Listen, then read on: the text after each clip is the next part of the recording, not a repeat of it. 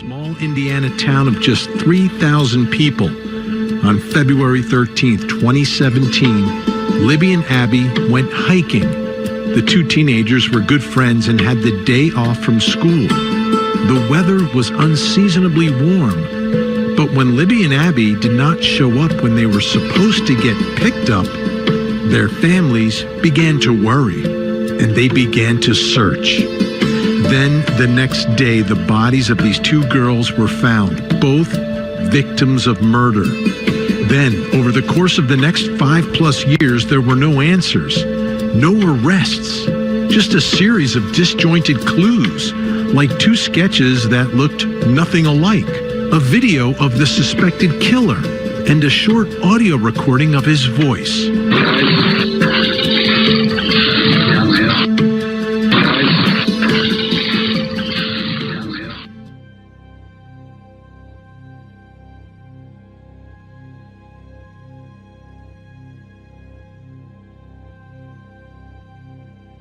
Talk about one thing you said. You stood up there and you said you weren't sure what kind of emotions you were going to feel today. Yeah. And talk about that. You pulled up and it just hit you. Well, I got up really early today, and I didn't really work all day yesterday, and in my mind about what was happening, and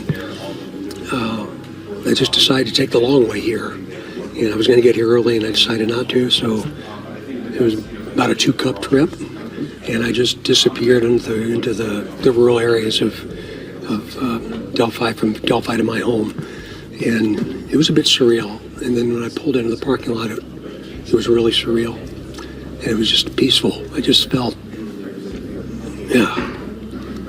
weird. I didn't expect that.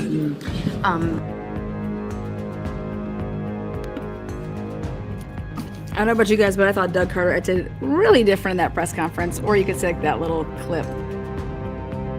But I bet it did feel weird to arrest and label Richard Allen the Delphi killer. Doug Carter felt weird. Can you talk about that? I mean, you've always said this was personal. It is personal. It's personal to all of us, and to be able to participate and see the raw emotion, and to see the commitment and the dedication of not just from the state police, but from, the sheriff's office in this county has 12 deputies, I think. The city of Delphi is very small, but it's a wonderful, wonderful community. And just to see the level of commitment at a time when most people would have just walked away is very powerful to me as my career comes to an end. It's very powerful to me as my career comes to an end.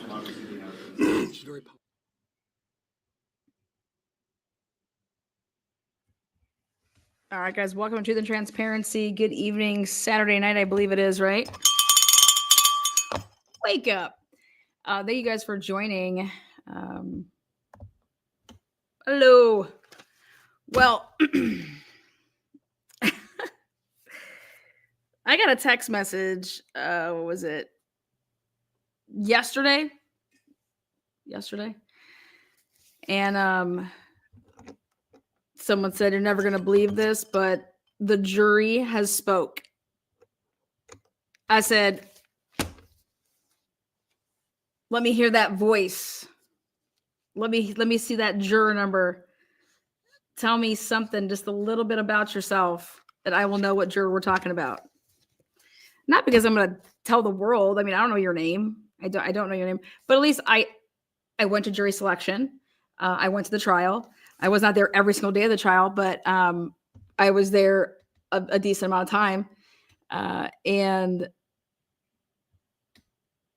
I know who the juror is that spoke out.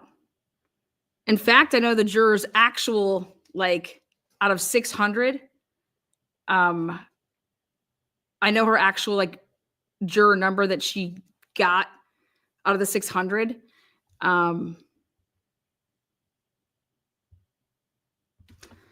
So yeah. All right, where to start? All right, how I wanted to do this is let's say that I had the opportunity to interview this juror. What would I have asked them? We'll start there. Number one, the first thing I could probably tell you, I wouldn't be laughing and giggling nonstop. Also, I think that anybody that comes to my channel, they know I wouldn't have edited it and just clipped it so that I'm not even asking the person the question. Like they're just answering something or saying something. And I'm just like putting it in there. That would have never happened. The defense didn't do it like that. The defense did all live interviews as is. The only people that did pre-recorded interviews and edited interviews are Jerry Holman, right? And this juror so far. And so we're going to call this juror, we're going to go ahead and call her, I thought long and hard about it, and we usually give somebody a name. And so I thought the perfect name for this juror is L from Clueless. So that's what we're going to refer to her as, is Juror L. So come on down. All right. Juror L from Clueless. She, if my documentation is correct, I want to tell you a little bit about her at jury selection. Okay. And at jury selection, she was in the first group of the 12 people that got into the well. She was in the first group. And that was my first experience of hearing the analogy of the snowman analogy. Like, you guys have all heard it, so I'm not going to sit here and repeat it. All right. So I went out and got my, I'm going to use Hector here so I can prove to everybody that you can go and compare my work from when I did jury review and told you guys what went down. You're going to be able to see that, okay, wow, this is the same piece of paper that it was when I did that breakdown live, whenever that was. So I will use Hector here and there. So this is the juror L from Clueless here. She was the last one to raise her hand and need everything told to her for her to, quote unquote, believe that it was a snowman and that the snowman was Frosty. She needed it to be the hat, the pipe, the scarf, and then the sign around his neck that said Frosty. That's when she raised her hand when Nick asked, okay, when you got, I'm going to ask you, these questions, and raise your hand when you believed that your answer was Frosty or Snowman. Okay. Now, me and Andrea were sitting next to each other that day during jury selection. And what we were doing is we were like saying who we would pick. Okay. Who we would pick. And you guys, she made our list to pick. You want to know why she made our list to pick? Because she said she was. Now I'm going to give you guys a description of who. Think of a early 20, mid 20 girl, a Roseanne Barr, okay, with Jackie's personality from that show. But just think of picture Roseanne Barr with a little bit of Peg Bundy and Jackie. Okay. But I'm not even playing. Bangs, dark hair, brunette. And she said that she was very open-minded, and that she needed a lot of proof. So much so that during that whole little, I don't know, exercise, Nick said, okay, so you like need everything. You need it like, you need it. And so me and Andrea, at least I know from my brain, I'll speak for myself, is I was like, yeah, she's that type of person, how she portrayed herself in that short 15 minutes of that Nick went, and then 15 minutes then the defense had.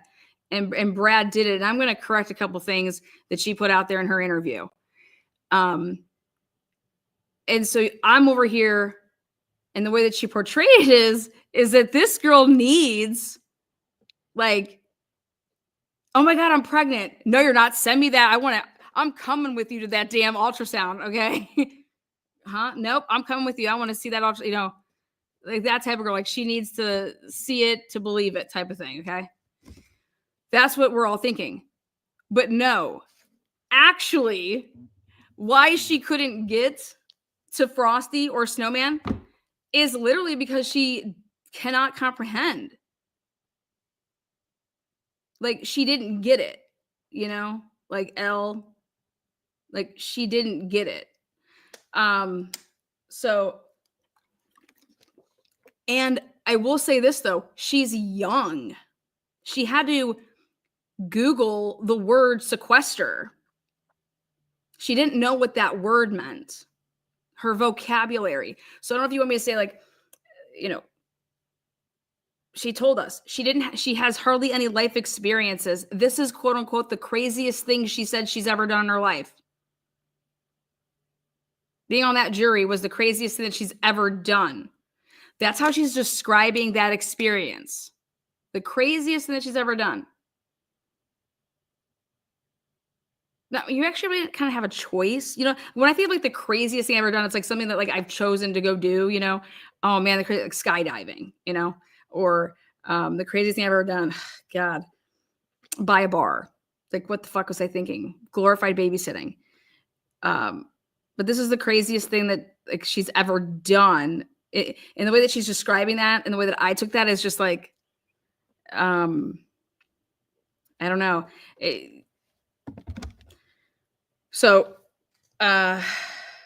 Now, she said that Nick McLeland made everybody feel less nervous. It's funny that she says that in the interview because Nick McLeland so he opens up at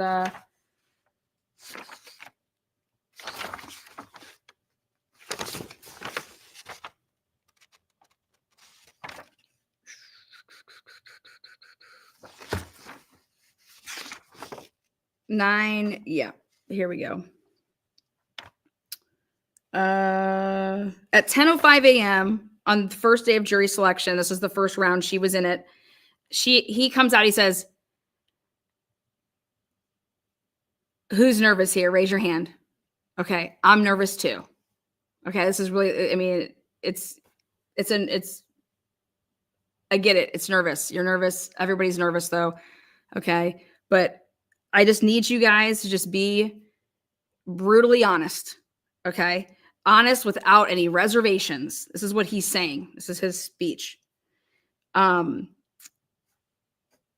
He's like, he did his little opening for 15 minutes, and then Baldwin did 15 minutes, or 5 and 5 rather, before even this started. And he did his little 3 things: bridge guy, bullet, murder. Okay. There was no school. They go to the bridge. Then the guy goes to the bridge with a gun, kidnaps. They get interrupted. There's a bullet found between the bodies. Alan his own admissions. He owns this gun. There's going to be video. There's confessions. That's what he says. But bridge guy, bullet, murder. That's how he says his little 3. And so when she's talking in her little interview, she says that, oh my God, Nick was just, we weren't interrogated by Nick. We weren't interrogated. And the defense team, Rosie, he was like intimidating. Like it was like we were getting interrogated. That's what she says. So I have a question here for the juror. Juror L. My question is you mentioned being interrogated when on murder sheet by the defense, aka Rosie. You felt like you were being interrogated. Well, number one is, have you ever been interrogated? To know what that even feels like. Number two is, what questions were you asked specifically by Rosie where you felt that you were being interrogated? What question made you feel like you were being interrogated? Give me some examples of how Rosie made you feel like you were being, and the jurors were being interrogated. Okay. Then she makes a reference to, and she spoke not only for herself, but actually for, I felt like she was speaking for the jury, because she says, well, the jury didn't get on we didn't get on the right footing with Rosie because he dumbed it down for us when he brought out his poster boards about reasonable doubt. Okay, again, I was there. Let me tell you what Rosie did. Straight from the notes. When Rosie took over at 10:35 a.m., he said,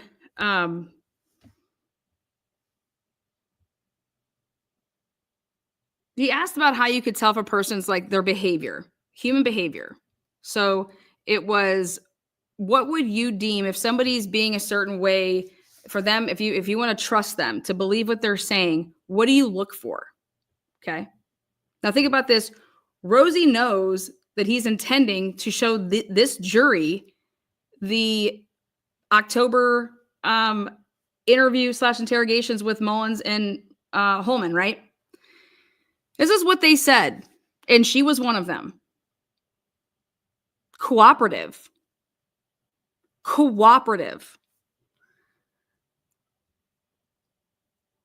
Somebody that's not lying and they're telling the truth is not combative. They're cooperative. They have nothing to hide. Okay. What's your feeling about if somebody doesn't testify? This is how he was interrogating them. What's my job? He asked them about the burden of proof. Where does it lie? Do I even have to talk? Do I even have to get up on the stand, or not the stand, but do I even have to, that's when he was asking, like, do you think that Richard Allen has to take the stand? Things like that. But then he asks, why would you say that you did something that you didn't do? What would be some of the reasons that you can think of that you would say that you did something that you didn't do? These are the answers. Ready? That she was a part of. Because she was asked, and she was, like, when I say she was asked, like, she was participating. She didn't just sit there like this. No, she was very, like, it was, she was very engaging. She wanted to get picked. These are the answers. Why would you say you did it if you didn't do it, right? To end the conversation. I said that so that I could end the convo. Okay, next person. Mental health. To protect someone. That you were under so much pressure and that you just gave up. That was another one. And then conditions, your condition. These were those answers, okay, that she was a part of. Why you would say you did something that you didn't do. To end the conversation,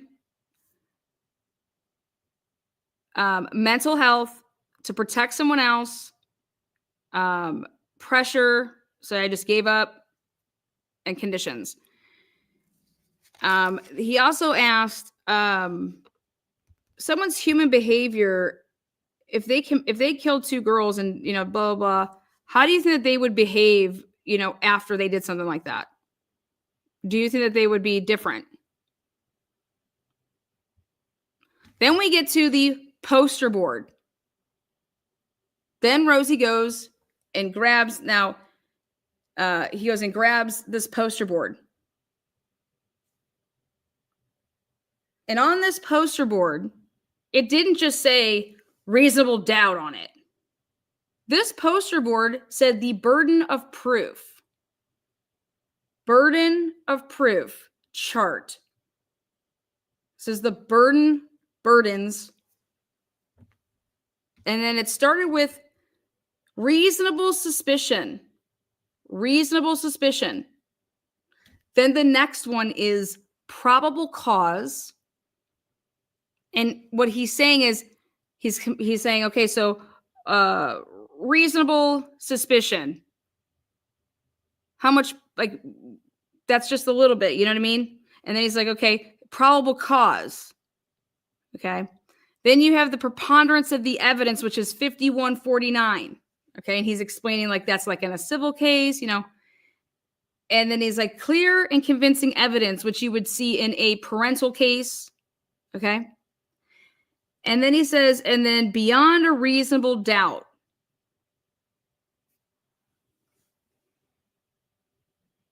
Beyond a reasonable doubt. I don't know how going through a chart to let people know and then says, we're dealing with a murder case. What would you expect to see in a murder case in order for you to be at the beyond a reasonable doubt, okay? In order for the state to prove their burden, which in a murder case is beyond a reasonable doubt, right? And so he says, what would you need to see? Actual hard proof. Like I need to see like, you know, DNA. These are their answers. DNA, the murder weapon, phone records. I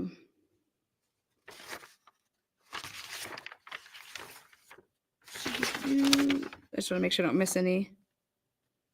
Physical evidence, witness testimony, credibility. I need to see location, videos, weapon, witnesses, whereabouts, phone evidence. Like what? Yeah, we need something. We need this. So they were listing what they would need in order to find somebody guilty of murder. What are you expecting them to show? Yeah, video surveillance camera, you know, witnesses, eyewitnesses, DNA, the murder weapon. You guys, everything that they were saying, I was sitting there like, well, state doesn't have that. Oh, state doesn't have that. State doesn't have that. State doesn't have that, you know. Then, so now going to her interview now, she says, and I want to quote it, I about fell out of my chair. She said that when everybody rested and after the closing, the first day that they went into that room, they just started, you know, they picked their foreman by by basically like, if anybody wants to elect somebody or you want to be a foreman, you know, raise your hand, put your like name on like you're putting your name in the ballot more or less, and then we're going to vote on it.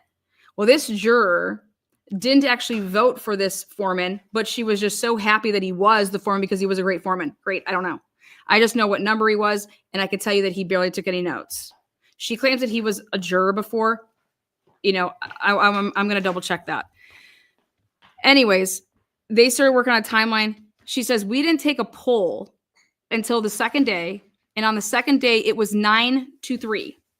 And she says it like this, 9 guilty, 3 undecided. Not like 9 guilty, 3 innocent. It was 9 guilty, 3 undecided. And from my the way I listened to the interview and understood it, it was like they were writing in their answer. Like it wasn't like, okay, raise your hand if you think he's guilty. It wasn't like that. It was, we're going to do anonymous. So here's your paper, here's your paper, here's your paper. Put on it just guilty or not guilty or undecided. And then they turned them all in and then they pulled them, you know? So 9-3. Then she says in the interview, we're going to come to this big old, like, Lana, where are you going with this? Well, she says the next day, because it was like Thursday and then they went home. So then Friday, but then Saturday was the half a day. And that's the day that they asked to see these videos. Okay. They wanted to see the interviews again, the 2 interviews. They wanted the bridge guy video. Just that's the day that they went in. It was a half a day and they did like the videos. Okay. And she says that we then, on Saturday, it was half a day. We then did a vote after the videos and it went from 9-3 to 8-4. 8 guilty, 4 undecided. So somebody that was guilty after seeing the videos went undecided. Whatever they asked to see, a guilty person went undecided. Now, I said to myself, okay, how in the world did y'all go from 9-3, 8-4, and then boom, 12-0, right? That's like what I'm thinking. I'm thinking we're going to get into that. Fuck no, Murder She didn't get into that. You know, didn't get into any of that. Or if they did, it was edited out. So we get to this part of her interview where she says it was kind of great because that weekend, she says like, I got to go home, but she really meant like, I think, hopefully her hotel. And she worked on the case by writing a chart that had columns. What's the stuff? What's the evidence that I know is fact? Like 100%. What stuff that I don't know of? Like, so she's doing this. Okay. And she says, because I was trying to get to unreasonable doubt. What in the actual fuck is that? I was trying to get to unreasonable doubt. This was just after she had said that Brad Rosie had dumbed it down and that they didn't like the way that he dumbed it down for them to talk about reasonable doubt. That she says, yep, I then was doing all this stuff on Saturday and Sunday and to try to get to unreasonable doubt, Can you explain to me, Juror Clueless Woods, how does one try to get to unreasonable doubt? So I about fell out of my chair. Unreasonable doubt. Wow. Okay.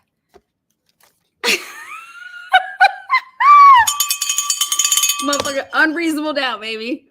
Come on, y'all. All right. I thought the Karen Reed jurors were off the chains.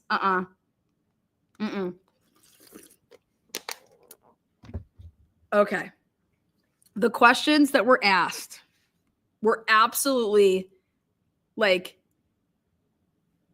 first of all, this girl thought that she was going to pack a Polaroid camera. For what purpose? To take selfies with the jurors that you're there with at the hotel? What would you need a Polaroid camera for? If it wasn't to do what? Like this person, and then think about this. It's the same person that came out and spoke first, right? So I'm telling you, man, it was like she was going to summer camp where there's going to be a bunch of little horses and ponies. And it was her first summer horseback riding camp. And she's getting, all giddy, starstruck, woo, and then I get to flirt with all these counselors who are the bailiffs. Like, it was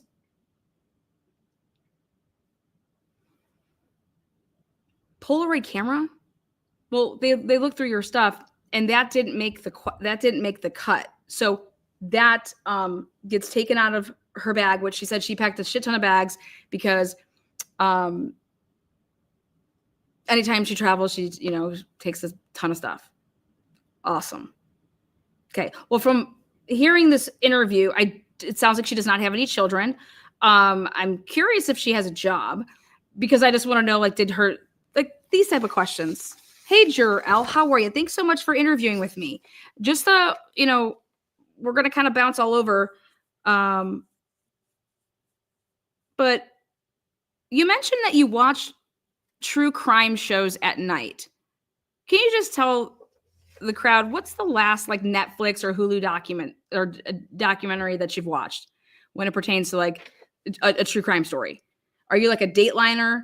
So did you, when Richard Allen said that he watched Dateline, could you, like, resonate with that? Like, were you like, oh my God, I watched Dateline too. Like, holy shit, I would have been like, oh my God. Like, so how did that make you feel when you heard him say, wait, like, oh my God, like, we watched Dateline. Like, this seems like you guys are are trying to, like, blame me.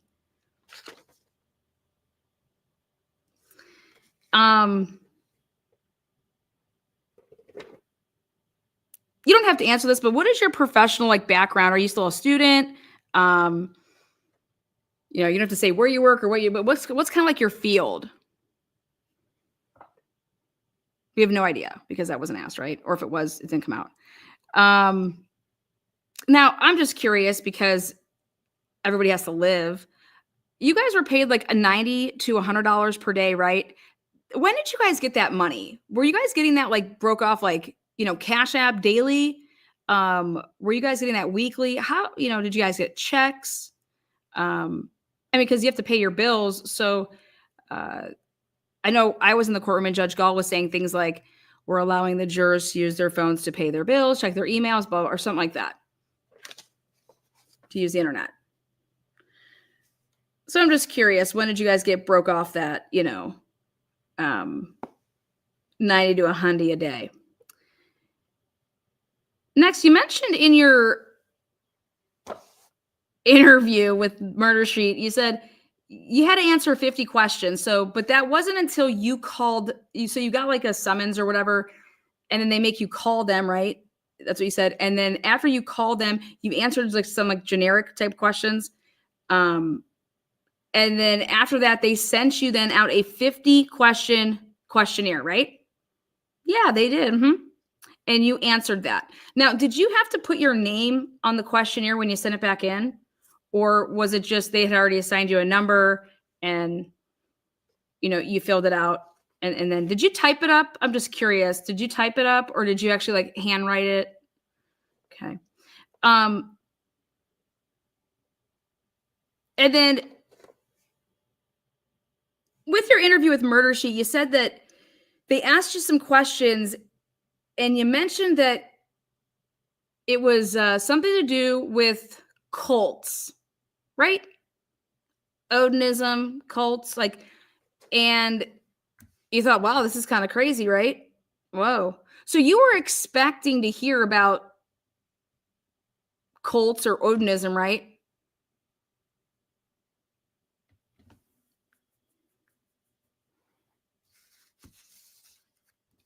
You said also with murder. So like when you didn't hear it, did you think that after you heard the state's case, did you think the state was going to talk about Odinism? You also mentioned that you guys knew that you guys figured that certain things wouldn't be coming into the trial. Okay. I noticed that no questions were asked about the crime scene.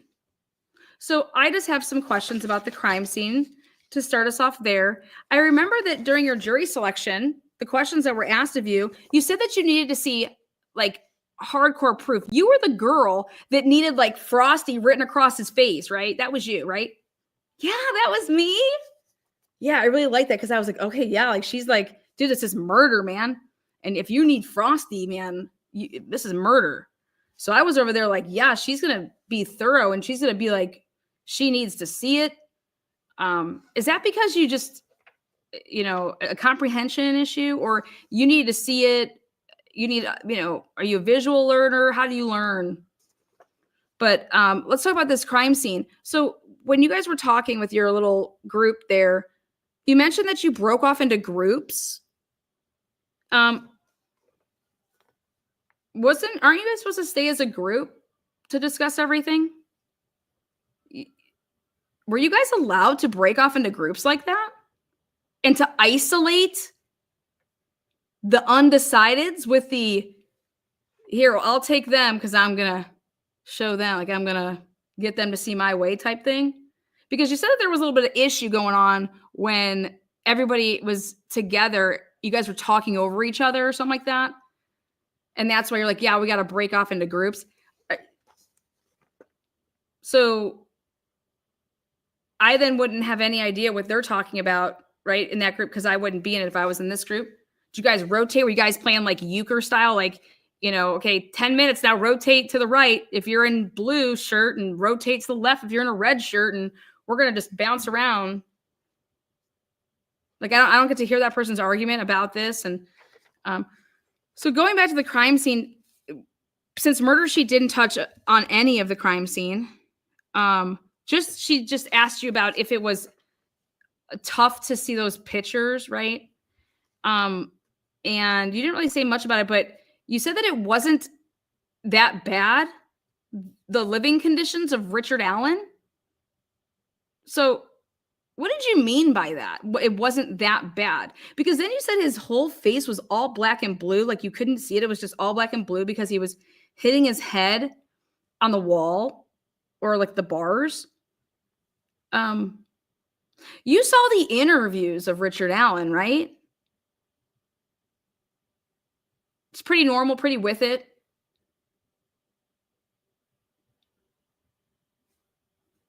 Was he behaving how he was in, I don't know, black and blue light? I mean, were you not like, oh my God?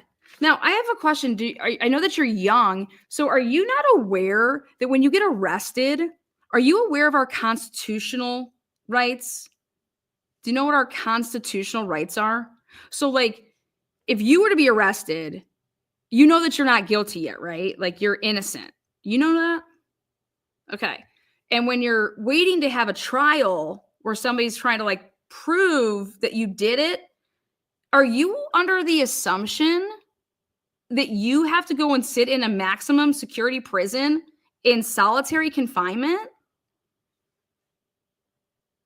Is that what you think is supposed to happen?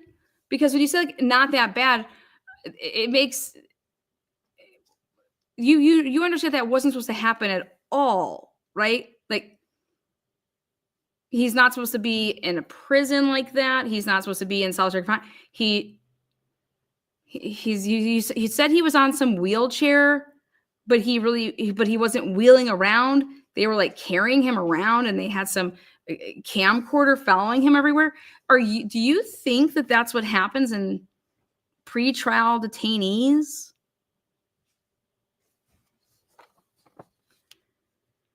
I agree there, Bree. In her defense, I would have been equally as clueless at her age. Absolutely. And that's why she should have raised her hand and said, I have no clue what you guys were even talking about.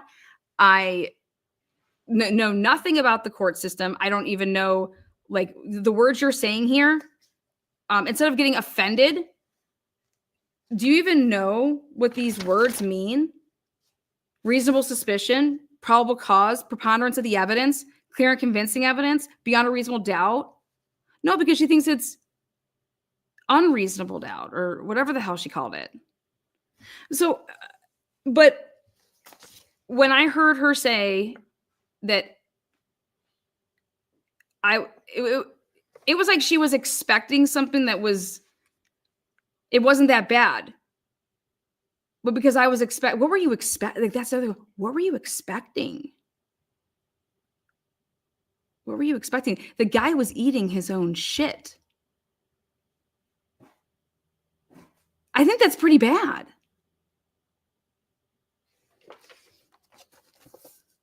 I mean, we watched you watching the videos. You guys couldn't even watch. Making these faces.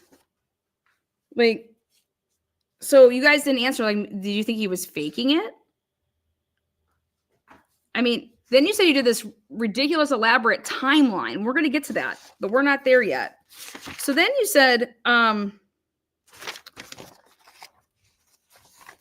you couldn't have possibly done what the alternates did. I want to talk about that. So you wouldn't have been able to sit there in your role, right? You wouldn't have been able to do what you were asked to do, right? And then go into the deliberating room and just have to sit there, be quiet, not say anything, right? And their notes can't be used, right? My question is why? Because you won in the action, right?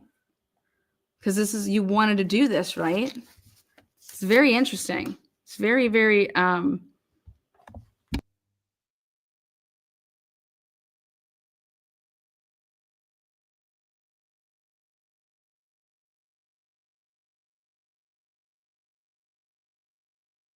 you're good.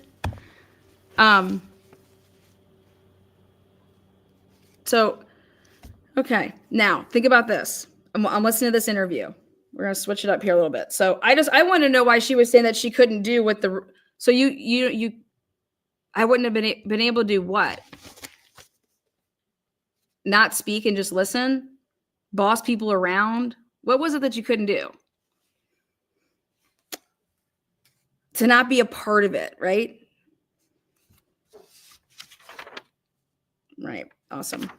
Okay. In your interview with Murder Sheet, they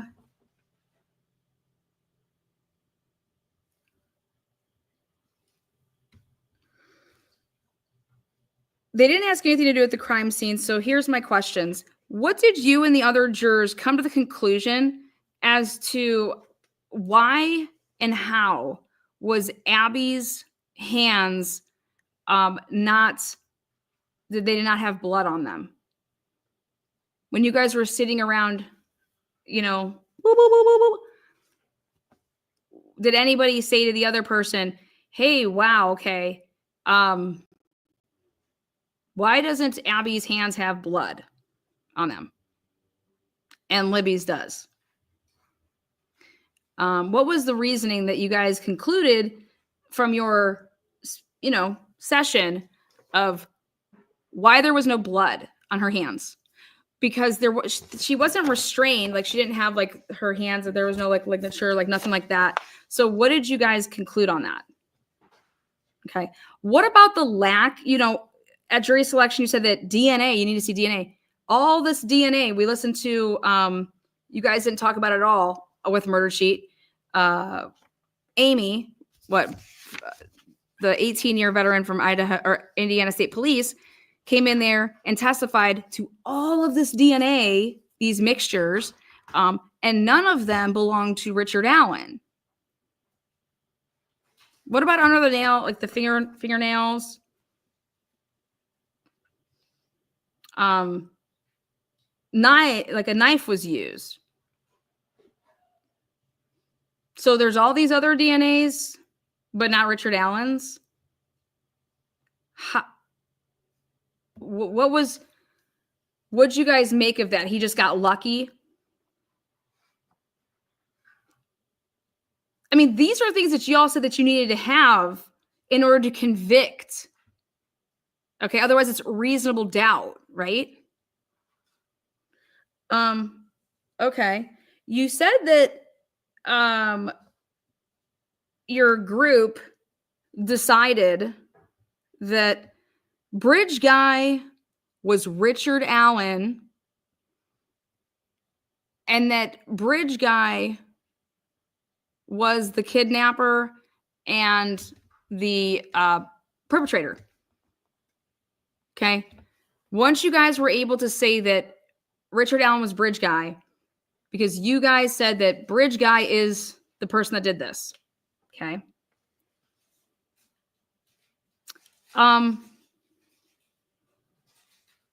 You said you made a timeline, right? Okay. And you said that you went through what people said in their interviews. Well, you guys watched Richard Allen's interview for the second time, and a person went from 9-3 to 8-4. Do you think that it all has something to do with the fact that Richard Allen said that he was there from, he would have left by 1:30? Like,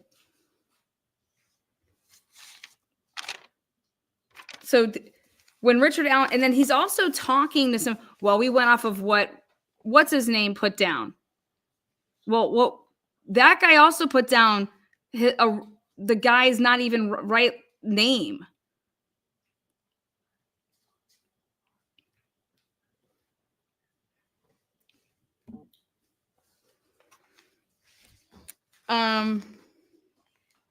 More on that is, okay, well, what did your guys' group say about the fact that you guys needed to see like cameras or surveillance videos, and that they had that one camera, and that Richard Allen wasn't on it, or nobody was, from somebody walking back along to go to where that car allegedly was parked, right? He's not there, right? Nobody. And then you said that you threw Sarah car bombs, complete whatever. We just totally disregarded that.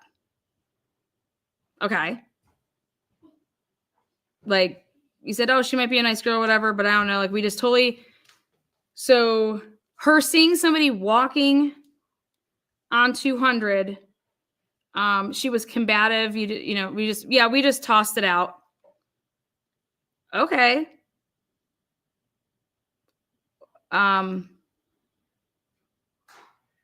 Did you see a video? Well, let's see. You said that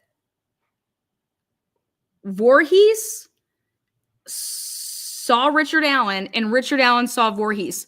Where did that come up in trial? Where did Riley Vorhees testify that she saw Richard Allen and point to him that that's who she saw? That never happened. And if you're aware and took notes, Richard Allen said that he saw, it was a total of 3 people. 3 people. And that the one person, it was like that they were like taking care of or supervising like littler people. It was like an older person with like littler people. Right? And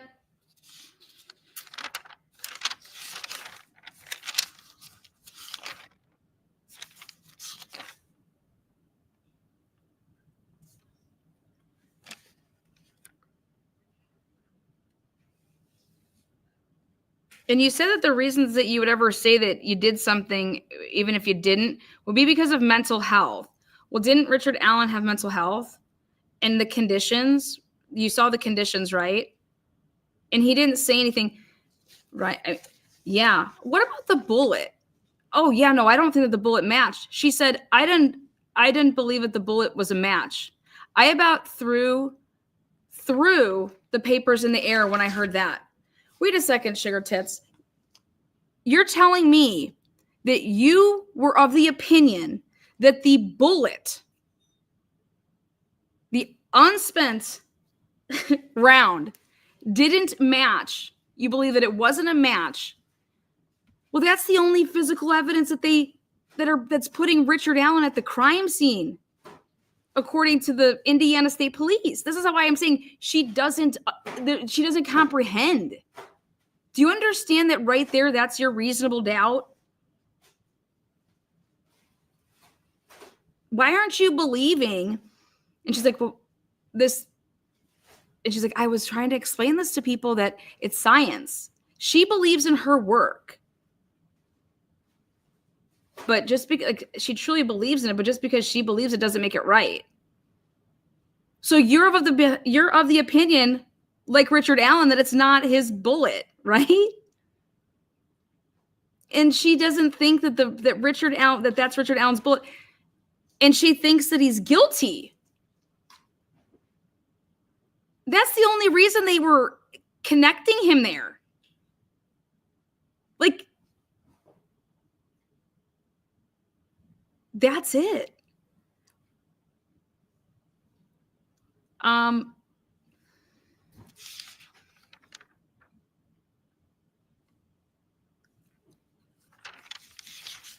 Yeah, then she says, people went back and forth and were trying to say, well, if not him, who could it be?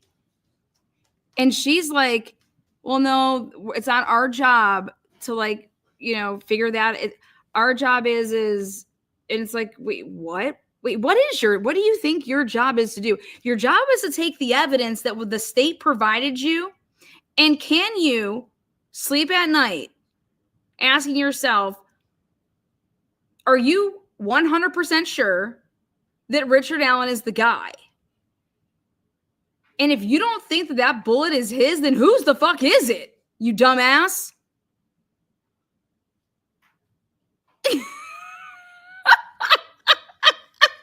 She's giving him so many reasons to appeal. It's not even funny, like, with this. She then says, I shouldn't be calling her a dumbass. She's not a dumbass. I take that back. Like, you're not a dumbass, okay? But, like, who was talking you into this shit? All I heard is what people were wearing, who's better dressed than who was intimidating, who wasn't. They were having a staring contest with Richard Allen for, like, funsies.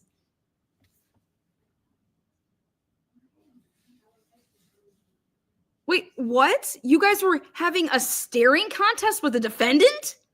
She's admitting this in an interview.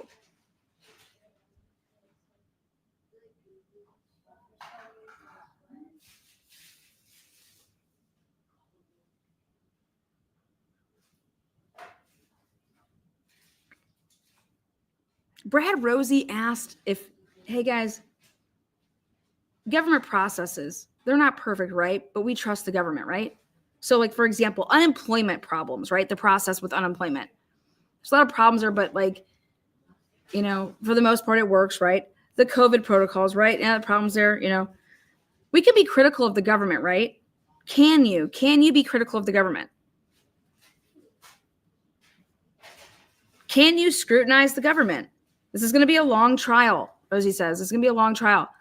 Are you able to not hold things against my client, me, Brad, Jen?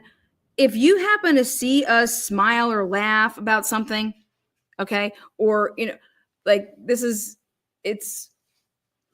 we're not laughing about the situation. But are you able to do that? There's going to be times where me or my colleagues are saying this or this, or Richard, you know, is chiming in with something that we're doing, and, like,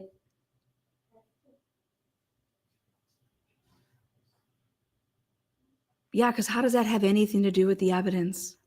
How does that have anything to do with the evidence? Listening to her talk about Brad Rosie being intimidating, or that she couldn't, I couldn't follow him. Well, you couldn't follow fucking Frosty either when Nick McClellan was asking you if it was Frosty.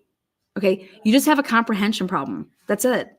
And some people take a lot longer to be spoon-fed the information. Okay, and those are the type of people, I'm sorry, but, like, I would be, if that was me, I would be like, hell no, I don't want to be on a jury, because you don't want me on your jury. I don't even know. So those type of people go back into a room and they're like, yeah, I mean, I was taking notes or whatever. I mean, I was writing everything down. I mean, I don't know really what any of this stuff means. She's saying that everybody's so professional. You guys, she's being very critical of stuff that has nothing to do with the case. That's all I heard about.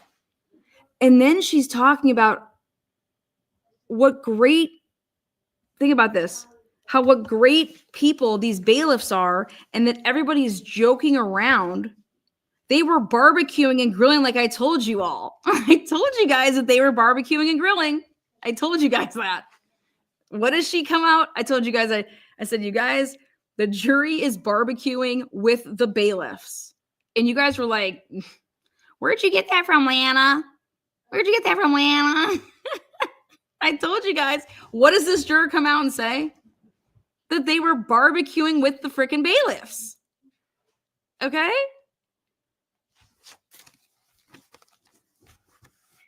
Now, if there is a trial 2, which I believe there's going to be a trial 2, I want to talk about sequestering this jury. And I want to talk about why I wouldn't do it. I think it's a mistake. And this is why. You're going to be so critical of uniforms, right? So critical of uniforms. The jury, though, is literally being, and the only people they're having any type of human interaction with is uniforms. And then they're being treated, oh yeah, whatever we wanted, we got, da, da, da. Listen to her talk about, yeah, everything's great, great, great, great. Awesome, that's how you should be treated, right? But they're also in the room, right? You're just,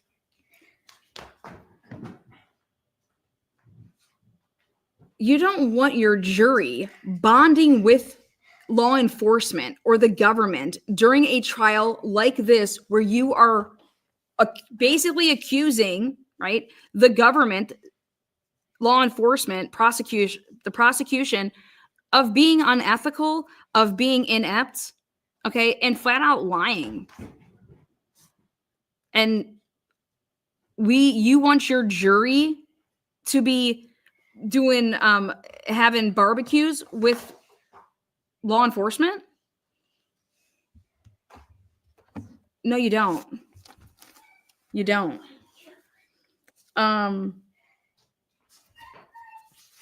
Unbelievable. So for Brad Rosie to have to listen and hear that this juror felt that, and that she's saying that like everybody felt that way, that they were being interrogated. You guys,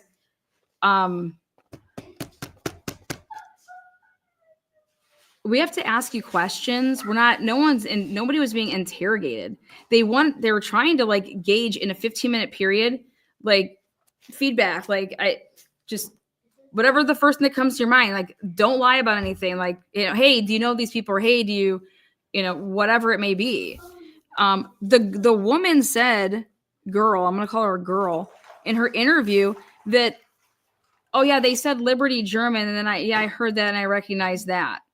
When they were reading it off to like, hey, do you recognize any of these names? Let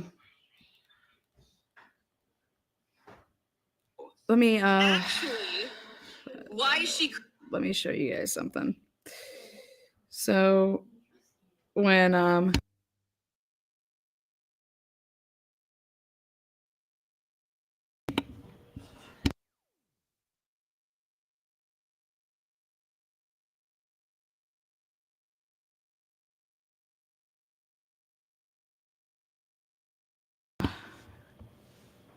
okay, sorry about that. I'm going to read you guys some very passionate things that I don't care how this comes across because I'm allowed to voice my opinion. 7 hours ago, I said, I vote for jury vocabulary tests.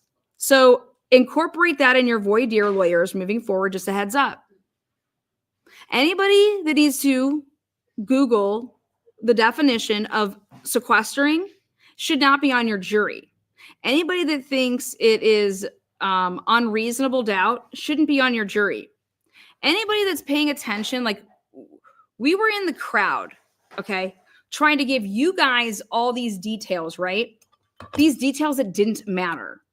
So Andrea's saying, yep, Brad Rosie had this tie on, blah, blah, blah, And this is what time this person came in and this person was doing this. In part one of two interviews that were hella ads, who even knows how much time? It was the most chopped up thing I've ever seen. I was like, why are they talking about, why is she asking these questions? But honestly, I'm so glad that Anya did, because this juror did not come across as unbiased. This juror came across as speaking for the majority of the jurors, the person that brought the Polaroid camera that, like, no, you can't bring that. Why were you wanting to bring it? What were you planning on taking a picture of? I just, I'm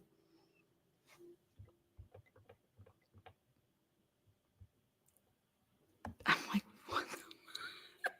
who, I want, Doug Carter on the screen. Oh yeah, here. Okay. I wanted to put that part up. There we go.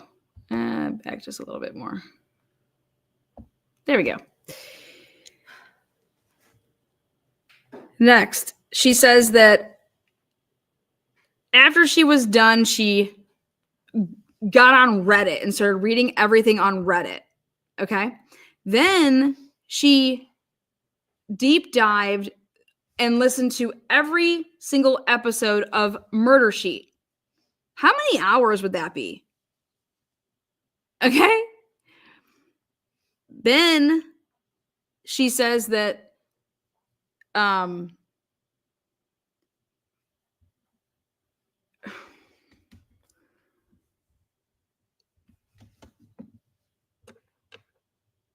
she says that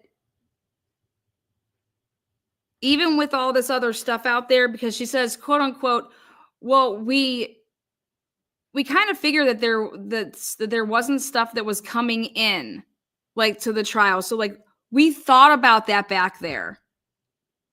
We thought about that in jury deliberating, like, or, during the course of the trial, that we could tell that, like, stuff was going on and, like, stuff wasn't being able to get in. Okay.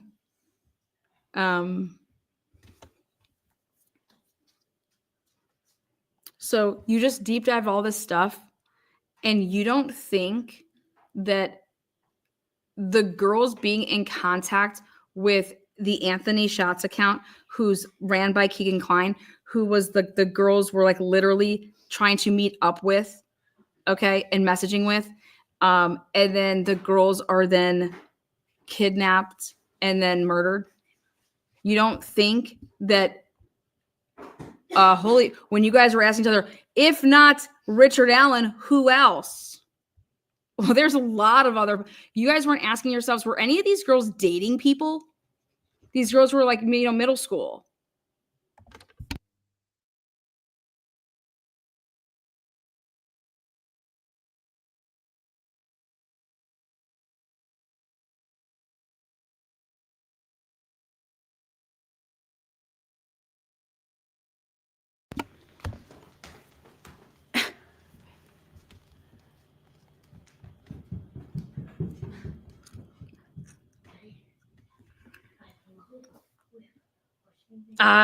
When she said that, yeah, no, we wanted to make sure that we got it right, so we took our time and did all of these things. Okay, make sure that you got what right. What does getting it right mean? It's very simple. You had 8-4. 4 people were undecided. So you talked in 4 people to going guilty when they clearly had reasonable doubt, right? So the guilty people should have just sat there and said, okay, why don't you think that he did it? Or what's giving you this reasonable doubt, right? That's all that should have happened. Because if I'm on the fence of he's guilty, right? Oh, 8 people over here or 9 people guilty. Okay, you 3, because this is why I don't think that they could do it, or at some point they had to do it, because when she says that they split up into groups, listen to what she says. She says that they split up into groups, and basically it wasn't like all the guilty people were, because then you're going to, why even do anything anonymously if you're going to split up into groups and say, okay, we're going to have, 2 guilties and 1, undecided. 2 guilties, 1 undecided, and split them up in like 3, 4, I think she said there was groups of 4, 3 people in each group. Well, what that tells me, do the math, you guys. That tells me that if you did it just like that, an innocent or a person that's undecided is with 2 guilty people. The fuck is that? That's going to get your asses. Richard Allen, this is not how you do things.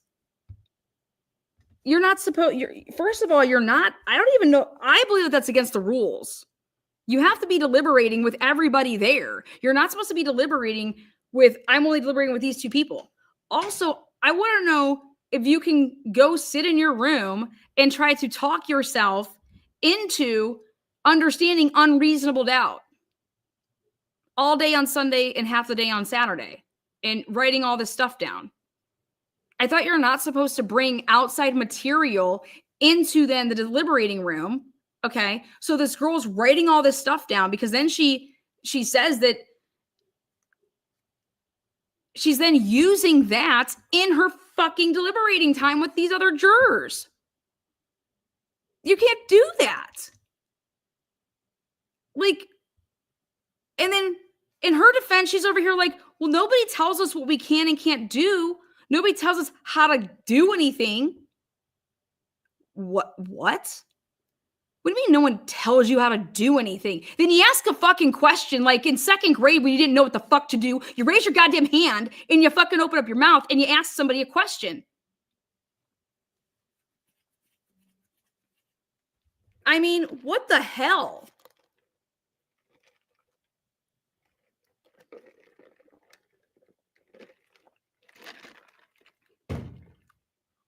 But think about it. She says that they divide up in 4 groups. That means that there would have been an undecided with 2 guilties in the group. And then so what did y'all do? You guys got these undecideds to do what? And she said it, you guys can listen to the interview. She says when we did our last vote, because basically we're writing all of it down, and then the foreman's reading, okay, guilty, undecided, guilty, undecided. That last go around, it was guilty, because she says, she's like, oh my God, when he read them all off, he's like, oh my God, they're all guilty. Like, oh my God, it's unanimous. It's like, wait a second, back up. Why are you guys even doing, unanimous or anonymous polling when you're getting into groups based on how you fucking voted? Do you understand that? You wouldn't get into groups on how you voted. So she outs herself there when she says that the way that they got into these groups was based on if you were undecided or guilty. So then it wasn't anonymous voting, was it?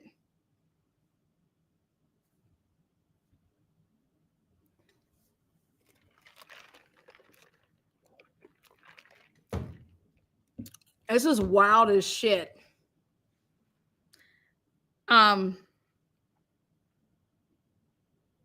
I love Andrew Baldwin. I don't think I could say that enough. And I am so glad that Jen did these interviews because I didn't know her at all, and damn, Jen, you need a timeline person round 2? I got you. Her and Baldwin cut from the same cloth. Now people say, oh, what about Rosie? What about Rosie? Dude, Rosie was cracking me up when Baldwin was asking. So like when you guys are like hanging out with your friends or when you're not with your friends and you're going through your Facebook and your social media, is it normal for all of your friends to have, I don't know, paintings of people little girls hanging from trees? And I mean, you guys, is that what and then he just starts laughing during this interview with Lawyer Lee. And I'm like, God, that's great. Like and it's like, dude, Rosie is like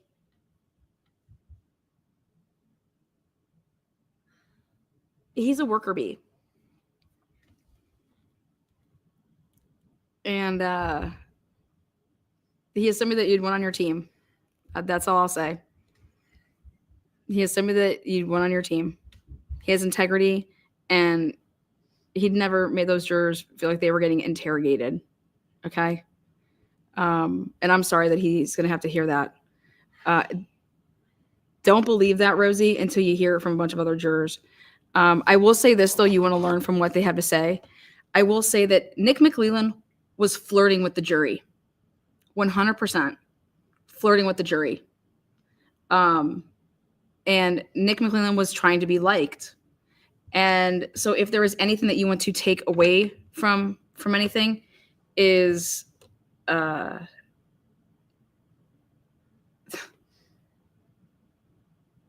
pay attention to that the next time around. And if somebody's personality does something easier, then maybe it's just that Andy Baldwin does jury selection with the questions. Okay. Because he does come across as like a teddy bear.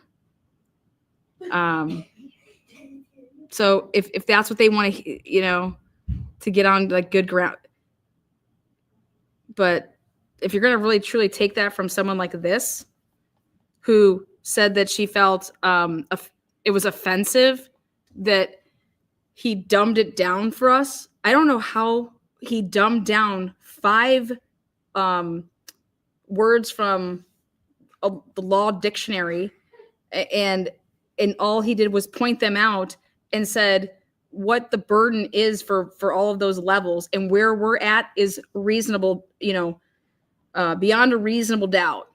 Okay. This isn't, oh, he probably did it. Then that means he's not guilty by reasonable. This isn't a problem. This is not, more, he probably did it. More likely than not, no. Then I said, okay, murder sheet, I double dog dare you to be true journalists and play the unedited version of your interview with the juror. Please bleep out names or identifiers for privacy reasons. But I do think it's funny that no one else needed to be edited. Oh, well, except for Jerry Holman. The defense team didn't have any issues with doing live, real interviews of what they passionately believed in. I would not need to be edited. If I was a juror and I'm telling you about my experience and I'm being truthful, what do I need to be edited for? But that doesn't go together. And then I believe that since this juror respects professionalism so much that she says it over and over, that she should respect Murder Sheet's profession, and she should tell them to put it all out there, because that's what real journalists do. They don't narrative it up.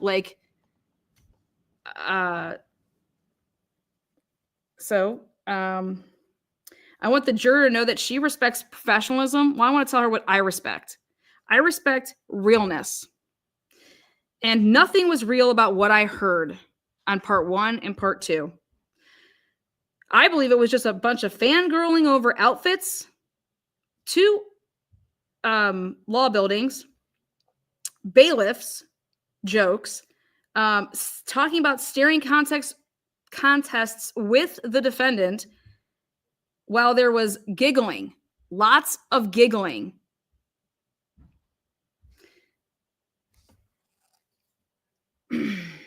After I heard that the juror listened from top to bottom all of Murder Sheet's podcasts, exactly my point. Please read again. What I heard was a bunch of fangirling. I heard fangirling and zero comprehension skills.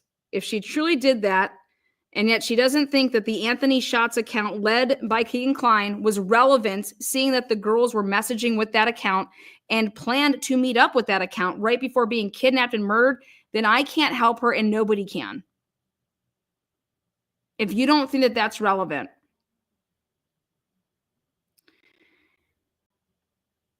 Thanks to her interview, I'm going to become a jury consultant expert. But I will say this. Do you see how easy it was, though, for us to think that this girl needed proof? Think about this.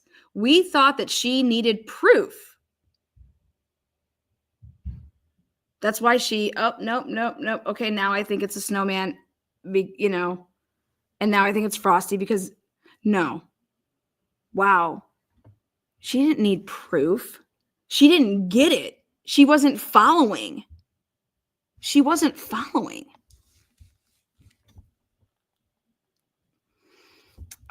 said she was open-minded. She's just too young. I'm telling you, I think she's in her early 20s. I said that she's just way too impressionable and easily influenced because she lacks the brains and confidence to follow along and comprehend what is going on, and then to use those comprehension skills to formulate a reasonable opinion and conclusion.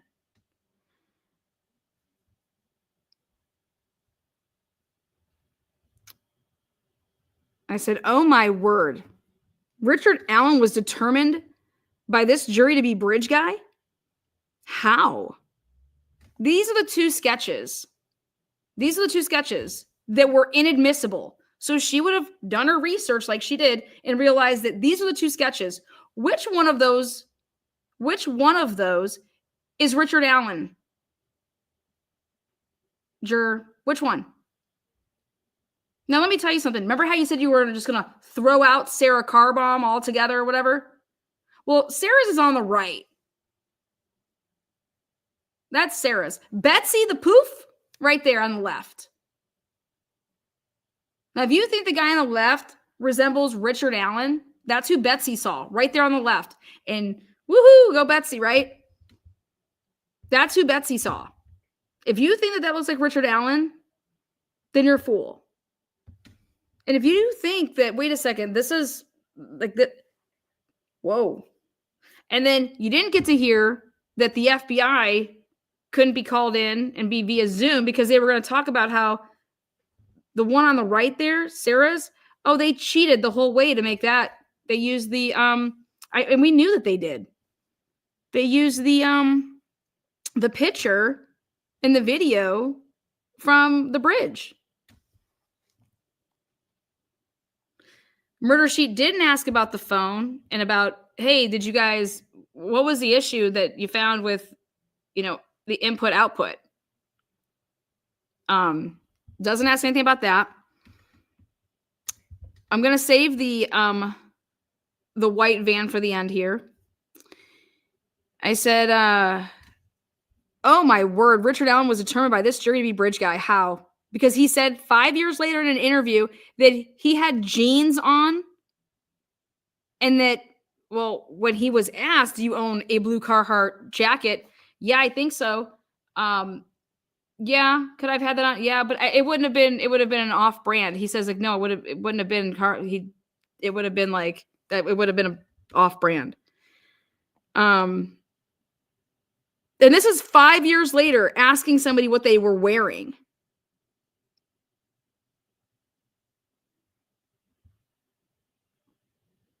Well, juror, what were you wearing the second day of trial? What were you wearing the 10th day of trial?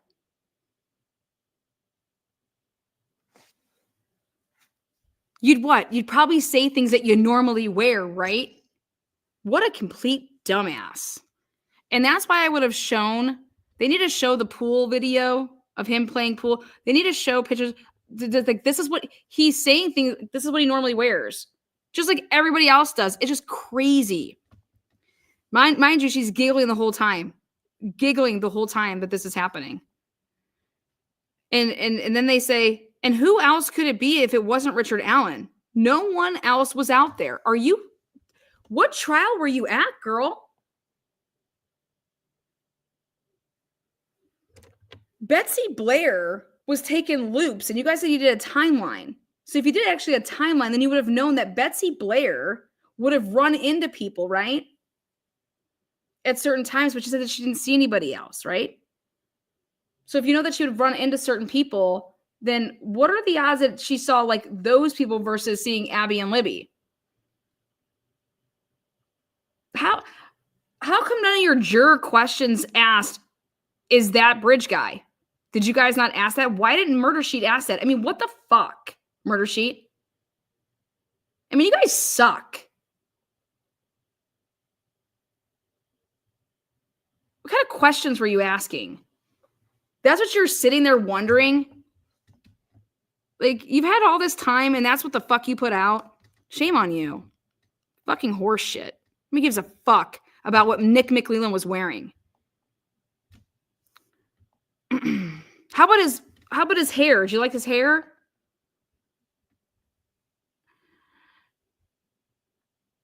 Then we get to, also this juror put a hell of a lot of stock, as did the others apparently, according to this juror, into Riley Vorhees' testimony, this juror is claiming that Riley Vorhees said that she saw Richard Allen and that Richard Allen said that he saw her. Wait, when? Excuse me, but when did Richard Allen testify? He didn't. He never said that he saw Riley Vorhees. And she never identified him. Unbelievable. Then, and once they determined, as everyone agreed according to this juror number 19 overall, I believe, that Richard Allen was bridge guy, once they determined that Richard Allen was bridge guy, which she says, we determined that because he put himself there. He said he was there, and he said he was wearing the clothes that bridge guy was wearing. I mean, it's, oh, really? Let's go back to your Frosty. Really? You said you needed all this proof to be able to. Richard Allen said he was there an hour and a half earlier, from like just after 12, in an interview. Okay. Mind you, 5 years later, he left before they arrived. And he also said that wasn't his car. I'm not going to tell you that that's my car on that. Is that what you want me to say? I'm not going to say that. Richard Allen never said that was his car. Richard Allen also never said that he went the route that they're fucking trying to say that he went. Because they're trying to put him on this car. I cannot wait for you guys to see these interviews. And when you guys see these interviews, you're going to think that these jurors must have been doing Halidol, whatever the hell it's called, in the deliberating room. It wasn't that bad. Those videos just weren't that bad. Not that bad.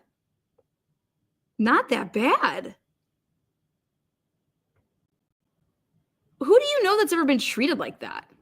Not that bad. I can't even believe that she said that. And then Anya, is that her name? Murder Sheet, they cut when she was want to talk about, they cut it. But I got the little, they didn't cut it good enough. You didn't edit it good enough. And once they determined, okay, blah, blah, blah. Oh yeah. And once they determined, as everyone agreed, that Richard Allen was bridge guy, and they believe the bridge guy is the person who kidnapped and murdered the girls, just like the state says. And it's at the same time that the state says, and yep, it's just all perfect. Wrap it up in a bow. Well, I got some questions right there. Now, if you guys made this timeline, okay, why didn't you guys ask to go out to the crime scene? Why didn't you want to see how long it would take for you to walk down and back? Okay, see where you would have been at, right? Now, how about we want to go on just the other side. We don't have to walk across the bridge. Let's be on the other side, and I want to see how long it takes to get from, how are you guys, what about the phone? Going and traveling, that big drop off. What are you accounting for that?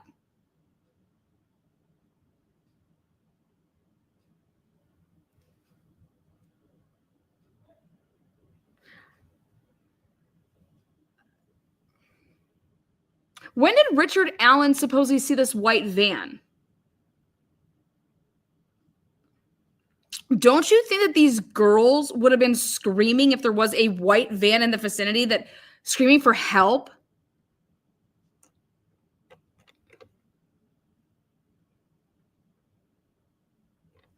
How was he had a gun?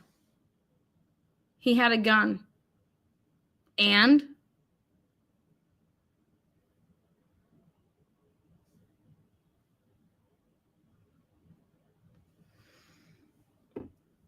So he had a gun and a knife on him. After leaving his mom's and not going to lunch at 11, drives back from Mexico, Indiana, and decides, never been in trouble ever, and decides at 50 years old, he is a pedophile, rapist, killer, and I'm just going to go out and and snatch up some kids, not just one, but two, and yeah.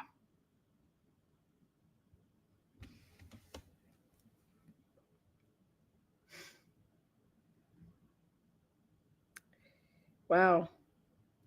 You guys, they said that they did a timeline, that they were marking down where everybody said that they were, and then they did a section where like we're marking down all the administered drugs, and it's just like, okay,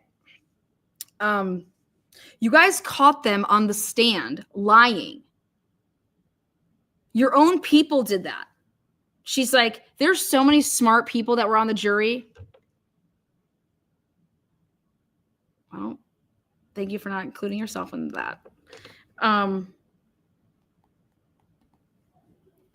People could say I'm being harsh or whatever, but you guys, I want another juror to come out here, and this is who's right now the representation of the jury, is this juror, okay, who is claiming that the bullet wasn't a match and nope, I didn't think it was a match, you know? Okay, so wait, you didn't think it was a match and you voted guilty? That's how they arrested this man. They lied about everything else. You listen to Jerry Holman, and he testified on the stand that he lied to Richard Allen. There was no expert that did some voice analysis. There was no witnesses that said that identified him. All this stuff, he admits to lying on the stand to Richard Allen. You said that you thought he went at him too hard. I'm just asking, how do you get to guilty?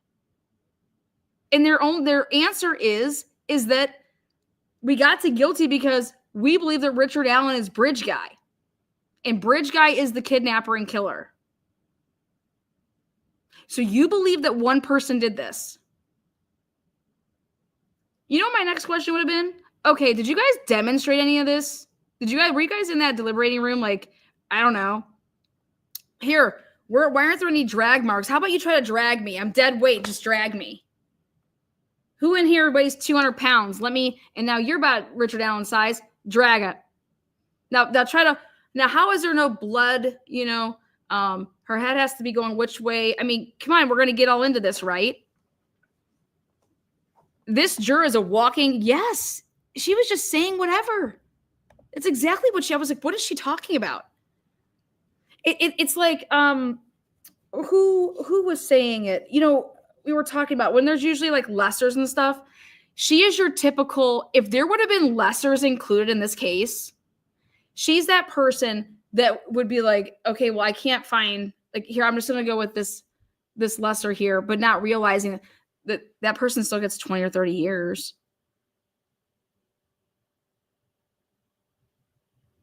Like, she's that, there's no,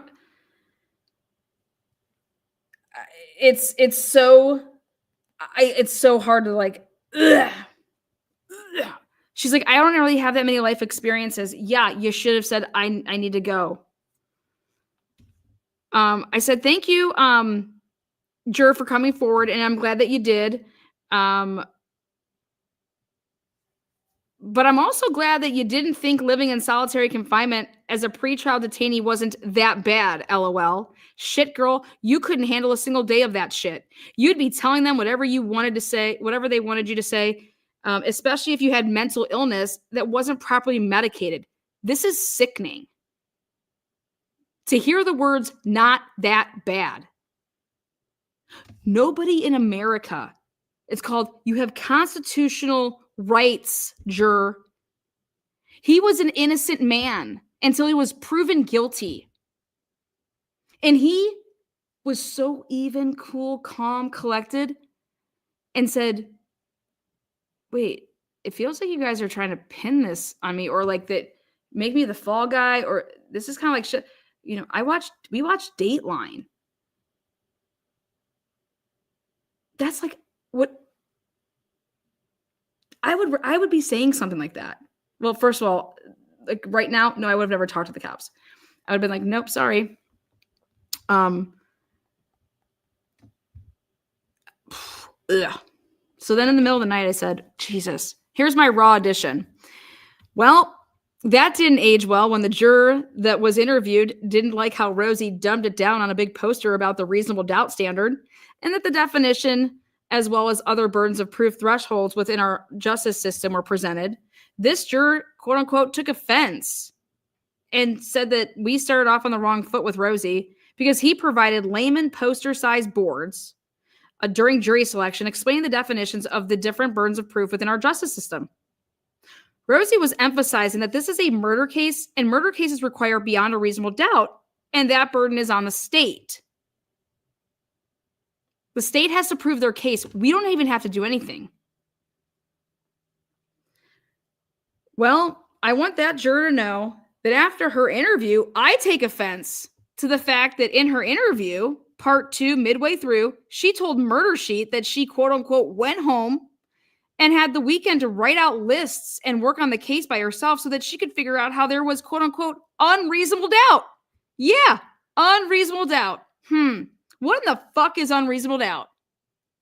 Well, I guess I'll break it to that juror, since Murder Sheet didn't have the balls to, that instead of being offended because of big size poster boards, maybe you should listen and learn next time, because there is not a burden of proof that is known to exist called unreasonable doubt.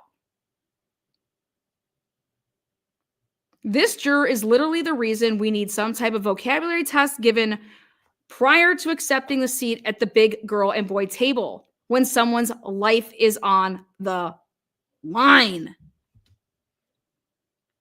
Think about it, guys. Think about it. I mean, doctors decide our treatment. Doctors decide to save our lives with some type of surgery, to give us medical care. When we are in need, it's a life. This is do or die. A doctor with 8 years experience with schooling and training and all that shit, right?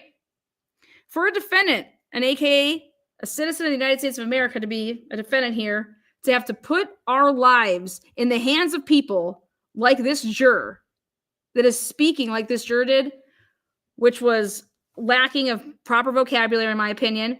She admits to having no life experiences and clearly was more focused on wardrobes, looks, eyes, how someone sat, what someone did or didn't do during breaks, if the juror was made comfortable by the lawyers or not, who was better dressed, who was more organized with pre-arranging. She's like, oh, well, the prosecution just seemed way more like it was just flowing better. What the fuck? It's the material.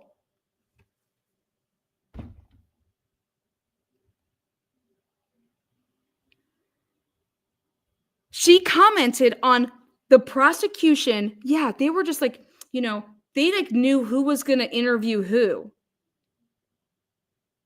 So wait, you think that the defense just flipped a coin or was like, hey, go ahead, you take that one?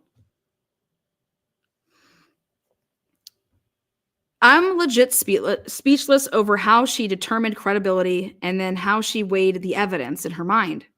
For example, she admits to not thinking that the bullet was a match to the gun, yet somehow votes guilty.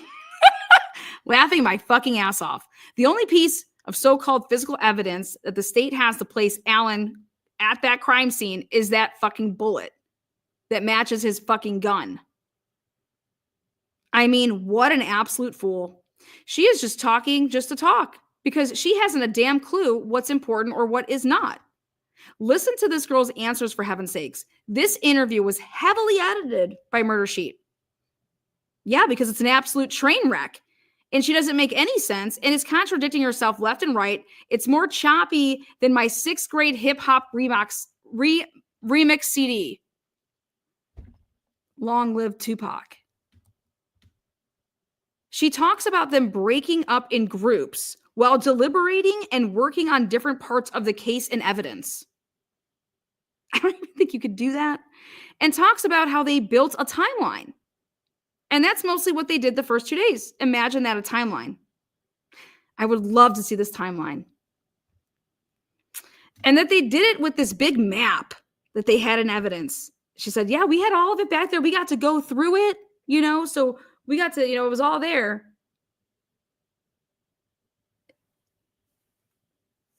The first thing that jury did was make a timeline. I am telling you, if you don't start having people be timeline witnesses in cases, do not leave it up to these people to make a timeline. Testify to a timeline by placing everything that you've presented in this courtroom into a timeline. That needs to be a thing.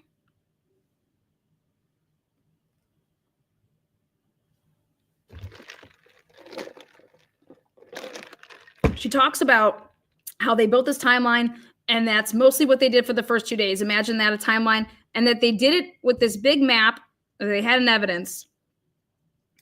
Go back and watch one of my lives. I did it. I guarantee you they didn't do it the way that I did it, though.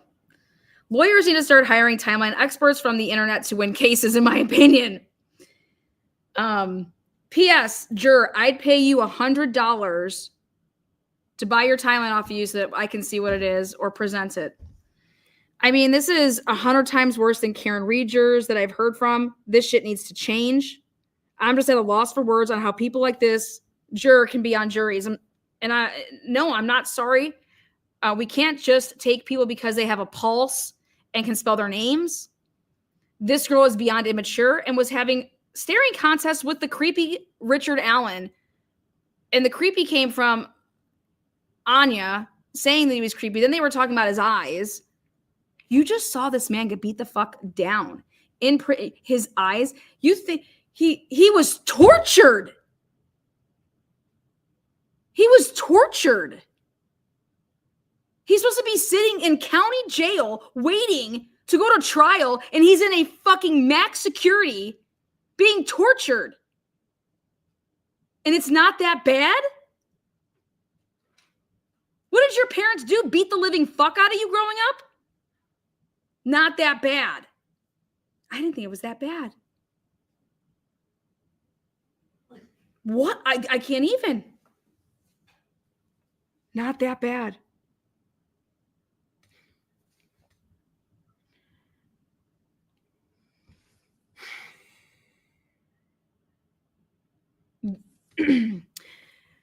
I believe that she is beyond biased.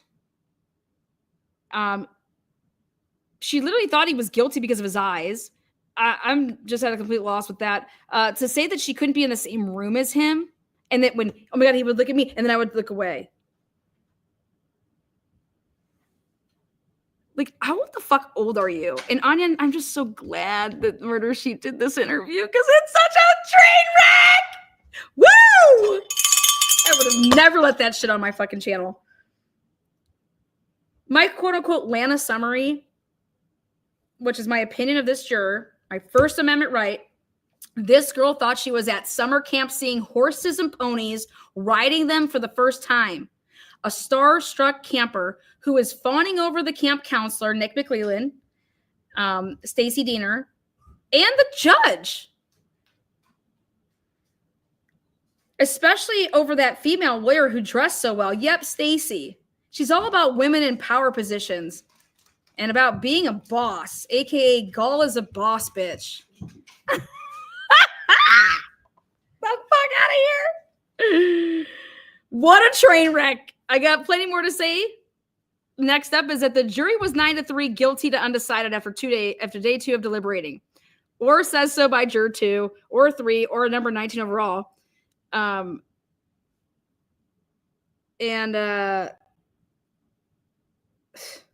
told you guys you need to think of a 24-year-old Roseanne Barr, dark hair, bangs. Yeah. Then the jurors were 8-4 after watching the videos, which the defense team thought that maybe, geez, they're closing their eyes. Are they trying to size up if this is, if this is Richard Allen's voice. I mean, what's going on here? But the jurors were actually 8-4 after, watching the videos. So 8-4 meaning 8 guilty, 4 undecided. According to her, she never said the word innocent, which he would have still been innocent. Let's not kid ourselves. Yes, by the way, this juror used guilty and undecided as how the jury casted a vote. She never said guilty or innocent. Very telling, but regardless, I'll help this juror and other potential jurors out there with a little 101 in thought process. When you are undecided in life, with anything, it's because you have reasonable doubts, right? When you're undecided in something, you have doubts. Otherwise, you would not be fucking conflicted, right? You are undecided about something, right? So the undecided votes are the reasonable doubt voters at that point. My best analogy I have for this juror is I want you to think back in high school, sweetheart, or college, and I want you to ask yourself, did you ever say, should I have sex with that boy or shouldn't I have sex with that boy or girl? It's like the first time, right? Should I have sex with them or not? Should I be giving up my virginity, my lucky golden star? Okay. Do you remember those times that you went back and forth and were undecided and wishy-washy on if this guy should take your V card? Well, that shit is better known in the law world as you having reasonable doubt as to giving it up to a playa like Tupac. And when you have that back and forth, undecided, non-committal shit, it's because you have doubts, honey. Reasonable fucking doubts. Because you don't know or are unsure if he is the one, right? If he is the one. I'm unsure if he's the one. Should I marry him? Should I not? I don't know if he's the one. I don't know if he's the one. Now apply that feeling to the courtroom. Is he the one? And if you are going back and forth at any point, then he isn't the one. Because you are having reasonable doubts, just like with a boyfriend or sex or whatever it is in life. Is he the one? Is he the only one? You had 4 people that could not raise their hand and say that he was guilty. And then you fucking ganged up on those 4 people. That's what it sounds like to me. And you put each other in these little groupies. Now, how in the hell did the jury go from 8-4 to 12-0? And I told you guys that. I want to know, I'm telling you, I told you guys that juror 6, he looked like he had just literally went 10 rounds with Tyson, man, in his heyday. He always had his glasses on. He didn't even come in there with his glasses on. He was so disheveled, and it looked like he had been crying. And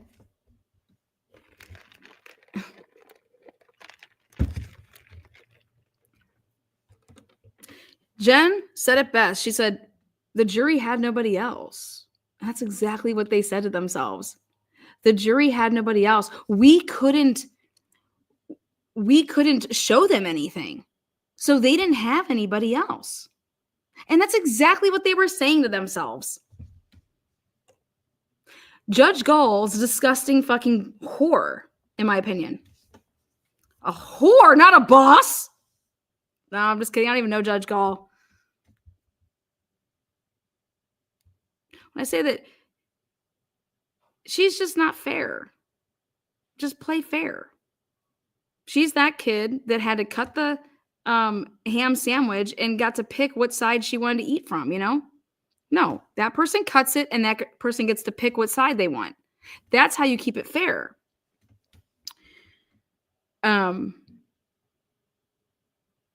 So how in the hell the jury went from 8-4 to 12-0, like the Buckeyes usually do, 12-0? Well, I believe it was because of Saturday's half day and Sunday's full day of being off. as I was blown away when I heard that this juror used her quote unquote off days to be at her hotel room making charts and graphs with different columns without anyone else with her so that she could work and try to get herself and walk herself through unreasonable doubt so that she could then do that with other people. Think about it. And all you got to do is ask those jurors, did she come in and say, listen, last night I was, you know me, I was in that camp too. Like I didn't know which way, you know, so I've been undecided too. And so last night I did this, and then, you know, was she this swaying little leaf?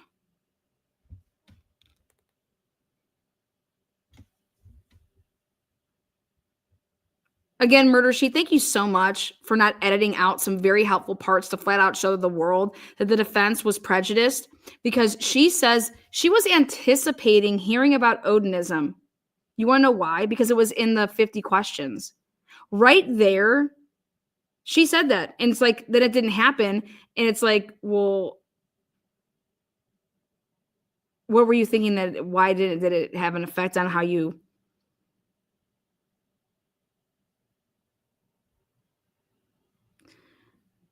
The burden isn't on the defense, okay? The burden is on the state, and nobody got that. Nobody got that. Even during those jury selection, nobody was understanding that. Nobody was understanding the fact that when Rosie asked, because they wanted to see, like, does anybody get it? Well, when he asked the question, well, what if I just sat there in the chair and I didn't do anything? After, they're going to go up there and they're going to present their case, okay? And based on what they present, you have to then feel like what they've presented has put you to the point of that he's guilty beyond a reasonable doubt. But if you can't even get to that point just with what they... So he asked, like, what do you think my role is? What do you think my job is? Well, you have to show that he didn't do it, or that other people did, or, you know, you got to do your job. You got to get up there. Well, what do you mean? What's my job? He was asking because he wanted to see what these people fucking thought. Like, what's your brain? And if you think and the words come out of your mouth to say, well, it's your job to defend him. Okay, but what if I just sit there? What are you going to do? Are you going to hold that against my client? And he wants them to say, well, no, I'm going to go off of the evidence. But to that point, if all the evidence was over the hump of the burden, then yeah, but if they didn't meet that burden, then I guess, yeah, you can sit there and not do anything. That's what he wanted to see. If anybody could say that. If anybody could say that. And do you know that not a single fucking person could? Isn't that crazy? And that's what gets us to this whole, how can you decide something when you don't understand something? If I'm going to go take a science test, right? If I don't understand this, whatever the fucking, okay, here's the table. What is it? If I don't know the material, if I don't know it, I'm going to fail. These people don't know it. They don't know. Nobody realizes that you can't just make shit. Oh, yeah, well, I guess you just can't create things. This is what the state says happened. Now, the defense provided you with this, and this, and this, and this, which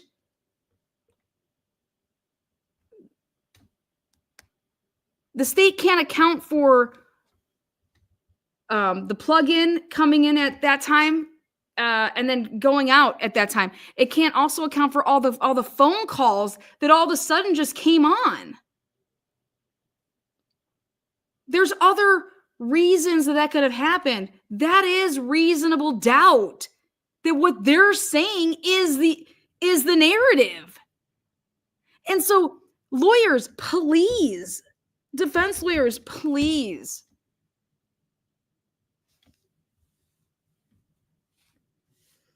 You have to figure out a way to only focus on that in a closing.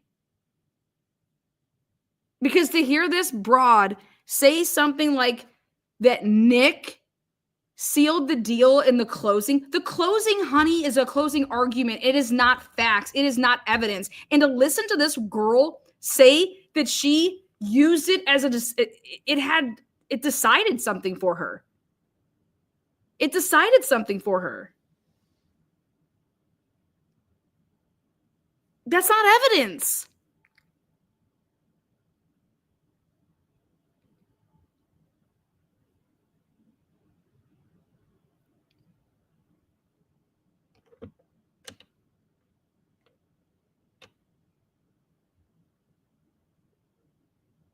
How jurors could sit and listen. In murder sheet, why didn't you ask her, hey, so all this evidence that they lost, what did you think of that? How can you even have, you guys know that you guys didn't have all the evidence, right? The defense couldn't even present stuff to you because it wasn't even available because it was destroyed. You understand that, right? So how are you supposed to find anybody guilty? Because you don't have all the facts. Not Richard Allen. Nobody that committed this crime could be found guilty, in my opinion, ever, because the investigation, it's missing everything. So whoever did this, in my mind, would get away with it. Because if I was on the jury, and let's say that Jerry Holman was the defendant, I am voting not guilty. Doug Carter, whoever, Kelsey, all these people that want to say, Brad Holder. I have to vote not guilty for anybody that would be a defendant in this case because they didn't the investigation cannot convict anybody. Period. You need to say that to these jurors.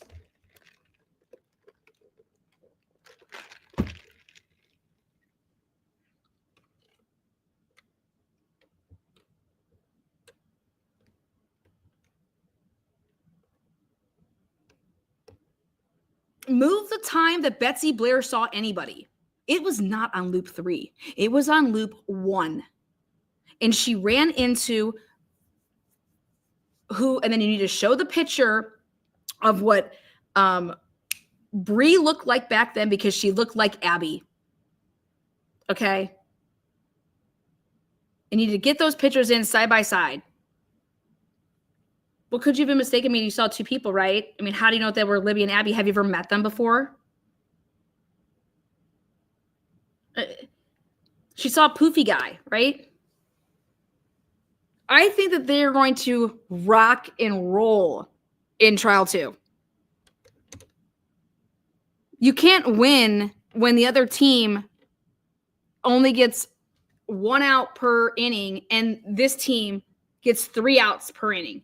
Nobody can win like that.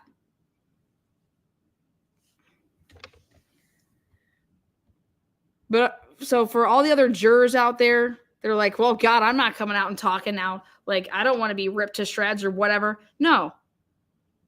I want to hear from I've been saying it on my channel since day 1 that I know that there were educated people on that jury because I heard the questions that you guys asked. I was there. And please, if this is the representation of this jury is from this girl, then that's what it's going to be. So then don't stand up. Don't say anything. And if you're fine with what she said, and I know that no educated people would be. I know it. I wouldn't be cool. I wouldn't be okay with that. If I was on that jury and that's who was representing what the fuck went on in there, absolutely not. And anybody with an ounce of brains, if they came out and actually saw the stuff that wasn't allowed to go in, go read the docket. Okay? Go read the Frank's memo. How about this one? You have to vote not guilty if you believe that more than one person did this, in my opinion. And the own little slick-back pony, Nick, who was loved by all you people, he himself did this. He sealed, right here. You, Nick, you sealed the record because you thought there was more than one person in the beginning. Okay? So sit down, Unified Command. Nick, you came out and you said the reason that you want this sealed is because of other persons back when he was arrested in October.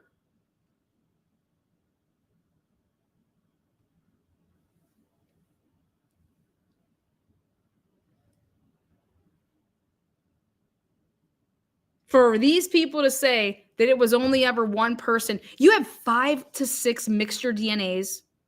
You have all this unknown DNAs that are out there at that crime scene. And you guys aren't even like thinking about that. You guys, the narrative that the state gave you isn't the fucking narrative. It doesn't match the evidence. So I don't know what the hell y'all did in there. Okay? And I don't care because I heard enough from the pony girl. Okay? That's embarrassing. Y'all should be embarrassed to represent. I live in the United States of America. Okay? I live in Ohio, and I'm embarrassed to see that Indiana, Midwest motherfucking people, okay, are in a room deciding 2 girls were murdered. Another man is perceived innocent until proven guilty, and that's what the fuck went on. And if you got talked into some shit, say it. Because now we know there was 4 people that were undecided.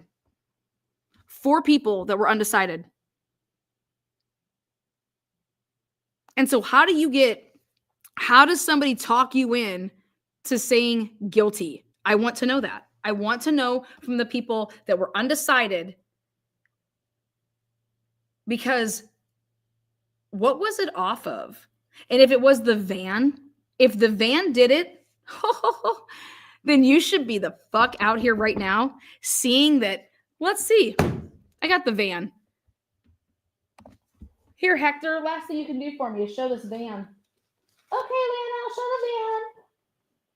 Here you go. Here you go, fools. That's this van. Nobody would know about it. That's a killer.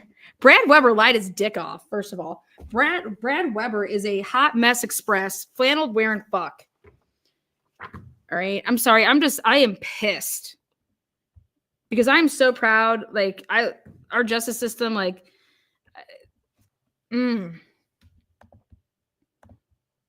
Penny was found not guilty. Richard Allen should have been found not guilty. And that's just it. Hector is my friend here. I'm going to show you guys if you don't know who Hector is and you're just joining us. But Hector is the man. Let's see. And he is my overhead projector, Hector the projector. So let me just pull this out.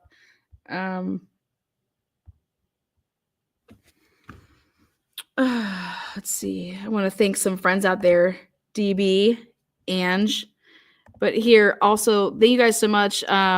Skeptic Curiosity, thank you so much for becoming a member. Cheers. Definitely making popcorn for this. Brookie. Oh, excited utterance. Woo. Jen, I love you with that wrench. Hi. Sorry, I was just on one, not reading these. Lead with Love. I feel so bad that I've been cussing with Lead with Love here. She's such a beautiful soul. I'm just pissed. I'm sorry. You know, always entertaining. You're damn right it is. Can't stay long, but I wanted to say hi, everyone. Love you. Oh, Jen, I hope that you're doing well. Hopefully you had the best holiday season. Okay, okie dokie, granny. Lana, you're building onto my anger blocks. $10. WB. Jamie, thank you. The defense is listening. I have the transcript of this, and I have her name. I'm grateful she spoke because this is, oh God, it's, yeah. I had to say something. I'm sorry, but I was there. I witnessed these days, and the defense did nothing. Nothing. Lana, have you guessed which one she is? Yes, I know which one she is. Did you hear my guess? I'll repeat it for you if you need me to. Excited utterance, normalizing calling out shit jurors. Normalize calling. Yeah, and you know what? Like, people could say, "Well, Lana, this is why people aren't going to stand. People aren't going to still talk, guys. Trust me." Thank you, Dr. James. Welcome to the new membership hood. A to Z gifted 20 memberships. Woo! Thank you so much. That was awesome. You guys are all awesome. Okay, so Hector here, in case you guys are, new, the way that I do this is I'm going to show you that my notes are legit. And here it is. So, all right. White van in the end of the trail. White van in the end of the trail. There you go. 4/8/2019. Has that been investigated? Is it possible that it's the unsubs van? Has that been investigated? All of this shit.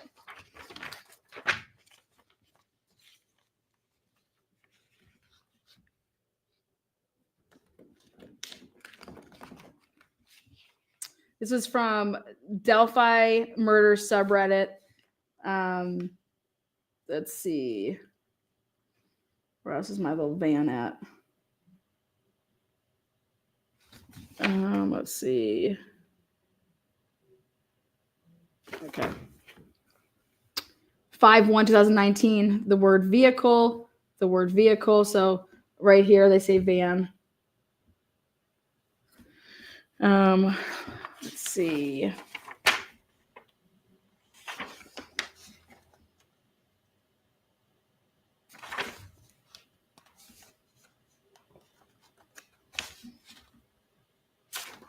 Let's see. Yeah, this goes all the way back to 2019, and then it was talked about. I mean, that's good enough to see right there. Everybody can get straight FUCK'd, okay?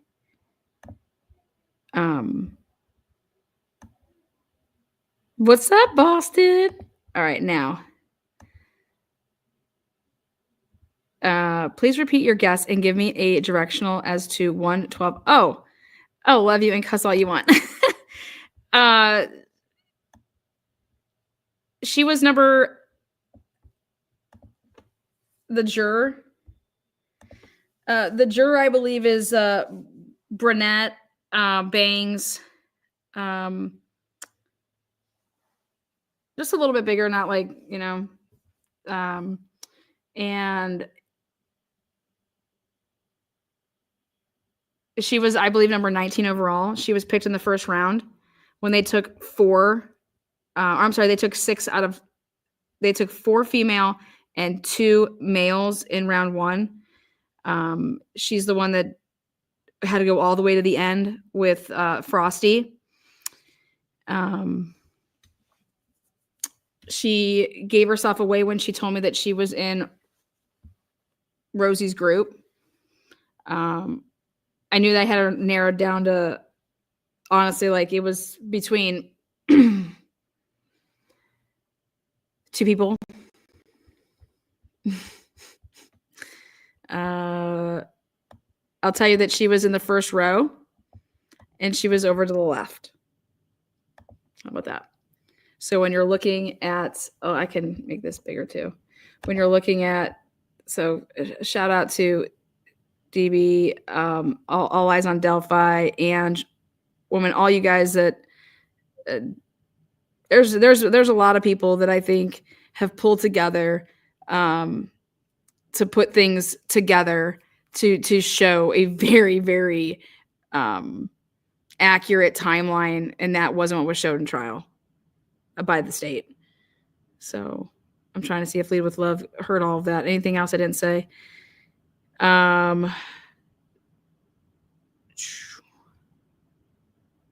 Okay.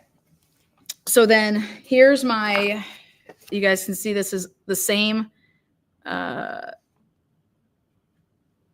cards as from before. Let me take that down.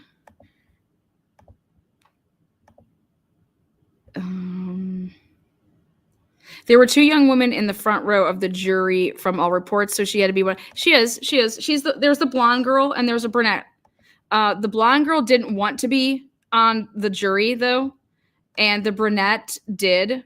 And if you listen to the interview, or not, whatever you want to call it, interview or just pony show, the girl that got picked that was the blonde, she was like, oh fuck. She was sitting next to this dark-haired paralegal, and the blonde girl had kids, and so that's how I know that it wasn't her. She didn't want to be on the jury, the blonde girl. This girl, I mean, I'm telling you, like, just go listen to it. So how I geared it up here with her was because during that, and she said, you know, there's 52 jurors on the first floor that were assembled. They were all showed a videotape, and then there was going to be like, okay, we got 5 rounds, 30 minutes per round, and you get 15 or 30 minutes per side to interview during that round. The way they did it is once they got to their first 12, then everybody after that was an alternate. So remember, during that jury selection, they also heard about the exclusion to the separating of the witnesses. And that's when Nick wanted, you know, to have Mullen and Holman. Basically, they got to hear all their testimonies. Okay.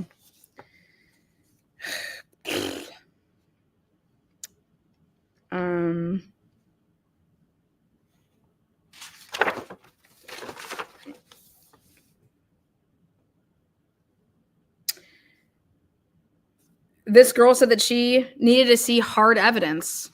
She needed to see hard evidence. And she just, if she wants to say the video is hard evidence, and then she wants to talk about these witnesses, nobody identified Richard Allen. So I don't know what trial she was watching. To say that Riley Vorhees saw him, and not just saw him, said that it was him. Like I don't know. It's horrible. Oh, the other thing that she said just blew my mind too. Can't believe I forgot this. She said that she was in charge of something during this trial. And she was in charge of the, God, what was it? When they had divided up the case, it was like, here, you're going to do the confessions part, or you're going to do, you know, we're going to work on, okay, when he gave the confessions, what medicine was given and blah, blah. And yeah. And so hers was the confessions. And she said that, you know, it to her was like,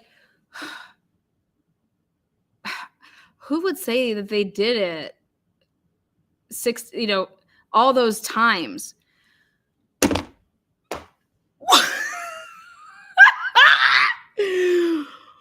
What are you talking about? He didn't say the same thing 60 times.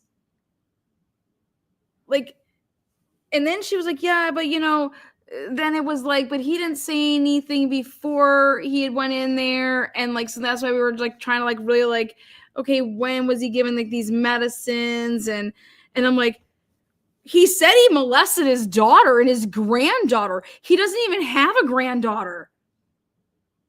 Who would say that? Well, it's not true. It can't even be true because he doesn't have a granddaughter. But see, this is when you just realize you're just like, this broad doesn't get it. I don't think anybody that should be 20. Richard Allen is 50 years old. That's not a peer of his. Okay? Like, we were supposed to be tried by peers. She is not a peer.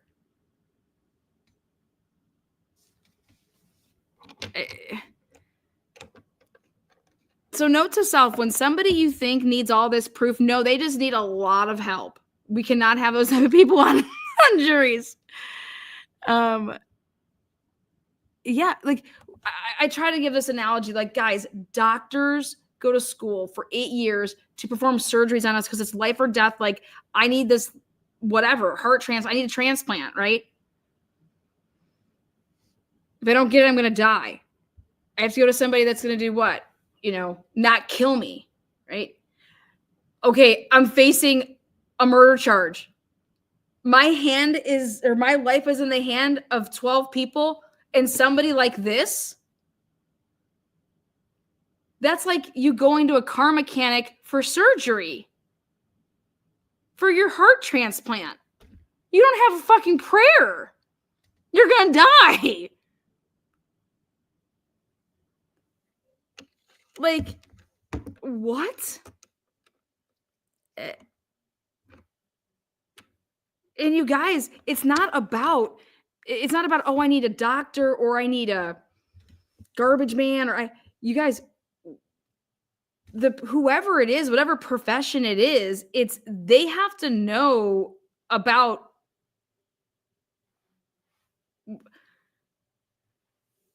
she thought it was unreasonable doubt. Unreasonable doubt. What is unreasonable doubt? I was trying to get myself to unreasonable doubt. I don't even know what that is. Nobody does. Yeah, Jenny, what I'm starting to think, though, that you need is, I know this is going to sound weird, okay, but I'm going to say it. Like in parental cases, okay? Parental cases. You have a guardian ad litem, all right? Why don't we think about maybe that we need like 12 guardian ad litems on the case?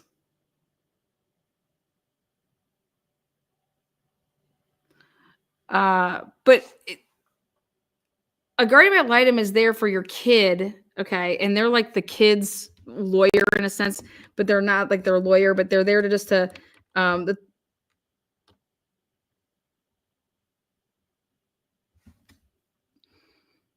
they're there for the best outcome, okay, for the child. That's what a guardian ad litem is. And they help and they sort through, like, here, this is my evidence. Here, this is my side evidence, okay? Or like stuff that's just ridiculous. You need how Richard Allen's life could be in this girl's hand and her be okay with that. Like, I'm not trying to be mean. I'm truly not. But like, that's not, I don't think that's fair for her. It's not fair for him. It's his life, right? But that's also not fair for her. During Richard's jury selection, a woman literally said, I'm not jury material. I'm always forgetting stuff. Like, she was honest. Like, I should not be a juror. I should not be a juror.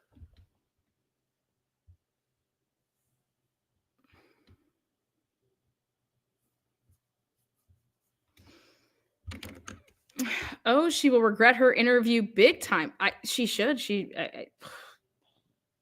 But you guys, I'm so glad that she did the interview. Like, thank you. Thank you. Thank you, Murder Sheet. I mean, honestly, like, I sit here and be like, yes, it's absolutely fucking crazy. But guys, thank you. Richard Allen, this is proof. I'm sorry, but nobody can have their lives being in the hands of people like this when they're supposed to be sorting through evidence, and they're sorting and looking at wardrobes.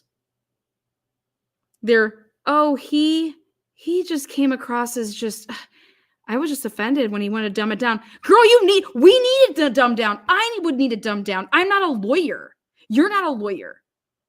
What are you talking about? That you would take offense to that? You want to know what? I'm curious if that was even her words. Because that seems like it would come from somebody not like her. That seems like it would come from somebody that, how could she be offended by that actually? Because she doesn't know it. Did she even, well, I was offended. Offended by what? You're telling me that you know all the, in Indiana, here you go. Reasonable suspicion, probable cause, the preponderance of the evidence, clear, the parental one, what's the clear and convincing evidence, then beyond a reasonable doubt. Girl, get out of here. You don't know that. And there's nothing wrong with not knowing that, okay? But to say that you're offended because he was trying to explain it, no, you sound like a crybaby. That's just crazy. Somebody told her to be offended. That actually makes a lot more sense, actually. Yeah. Or that, like, yeah, because she's the type of person that would hear something and then she's just saying it. And yeah, we were offended. We were offended. We started off on the wrong foot with Rosie. How? Excuse me?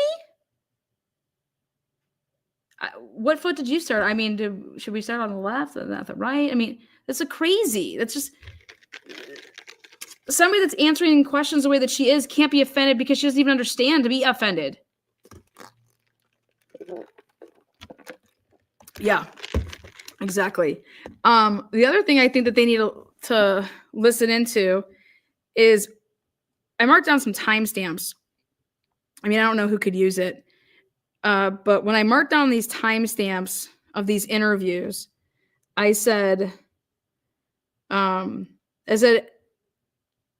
will say this is horrible for, I'm sure Brad doesn't have, for me, it always depends on who's the person that's saying it for me to, how much I'm going to care. Okay. So I hate to say this, but like, this girl, if she was to say this about me, cheers. I wouldn't care. It's not because it doesn't hold water. I said,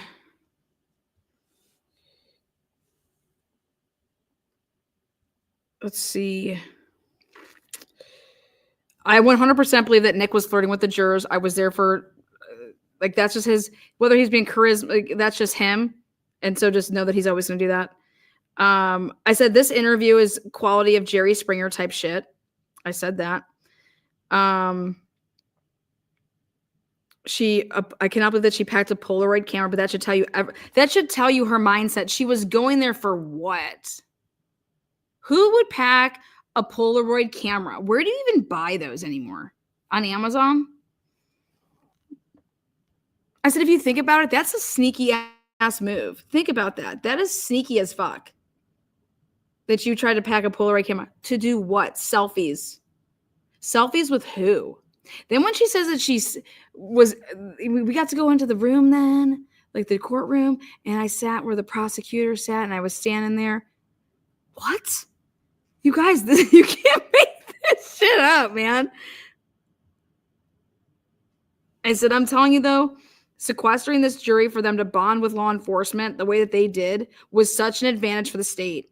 So I think it would be then they're not going to go against and think that look at how nice they are. They were, and just she knew all of them by their first name and so, and we're barbecuing. I told y'all they were barbecuing. I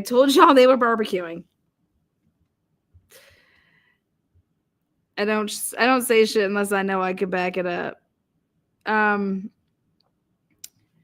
then she's saying that there was a bunch of people that were on juries before. And I started thinking about that. I'm like, I want to know more about, because we were keeping track of that. I just felt like the girl looked like a total fangirl.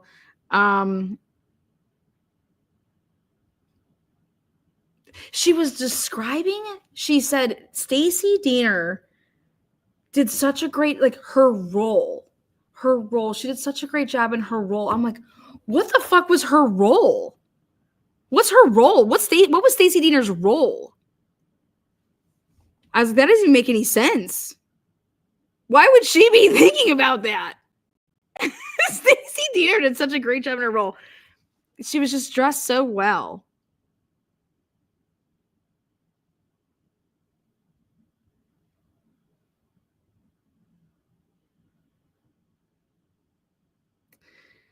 The juror talked about Nick McClellan's closing arguments. And I swear, if we go back and rewind it, it's coming across like she's considering it like evidence versus just like a, you know, God. I cannot believe this juror literally wrote things. Okay, in the interview, she has these notes that she's flipping through. So then I thought to myself, I was like, wait a second. You're not supposed to keep your notes. So where do those, what notes are these? Are these notes of notes? You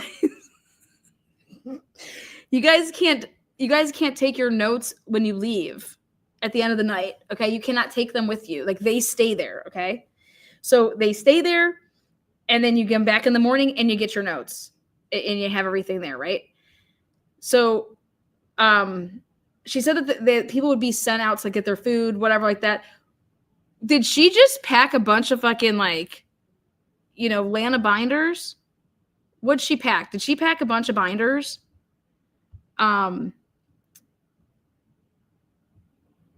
Because so here she's going through like her notebook or something. And then I said, wait a second. She said she worked on this in her hotel room and made these charts. And you can't bring this in. Lana, the Indiana juror rules state that they are not allowed to break into groups during deliberation. Do you remember what gall jury instructions were to them? Yeah, you can't. I know that she can't do that. I just think that it's wild that, I think it's great, actually. Fuck yeah, murder sheet. That those two dipshits put that shit out there. Okay, you can have your own journal. So, like, this is what I would have done. If I'm sequestered, yeah, what else the fuck am I supposed to do? I'm going to have my own journal, okay, where I'm writing in, like, you know, my experience. Like, here, this is the stuff that I took out. Like, there's people that do that.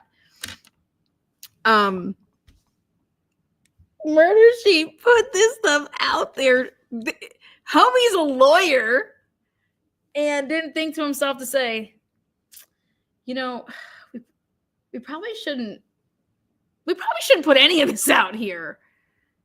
Okay. She thinks that she got it right. That even after seeing everything, that she doesn't have a fucking doubt in her mind. And I said, girl, then I hope that she has pedophile friends that she just hits up on Instagram every other day and hangs out with them. You know, messaging on Facebook or social media with the Anthony Schatzkopf being such, you know, Abby's boyfriend being in the dad, all this shit that if you say you listen to their stuff, I don't even care, even like their little narrative that could be like, it was Murder Sheet all up and down, riding Anthony Schatz and Keegan Kline like a roller coaster. It's wild to think that you can sit here and say, yep, even after all this stuff that could have came in, I know we got the right guy.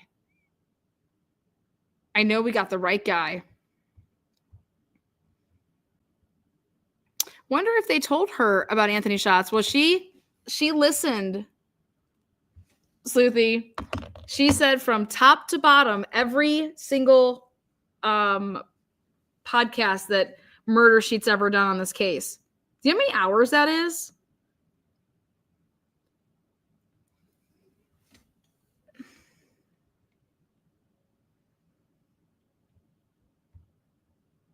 Murder Sheet asked them what they ate and where they ate at. She said Longhorn. I was there one night.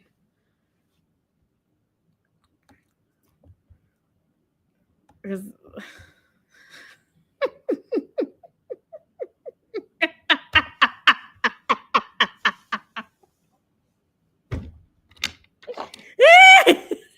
you guys, there's no question about the crime scene of this girl. There's no question. There was no like, and then the one question was, what was your like oh, Harshman was great. Excuse me? Oh God. Oh shit.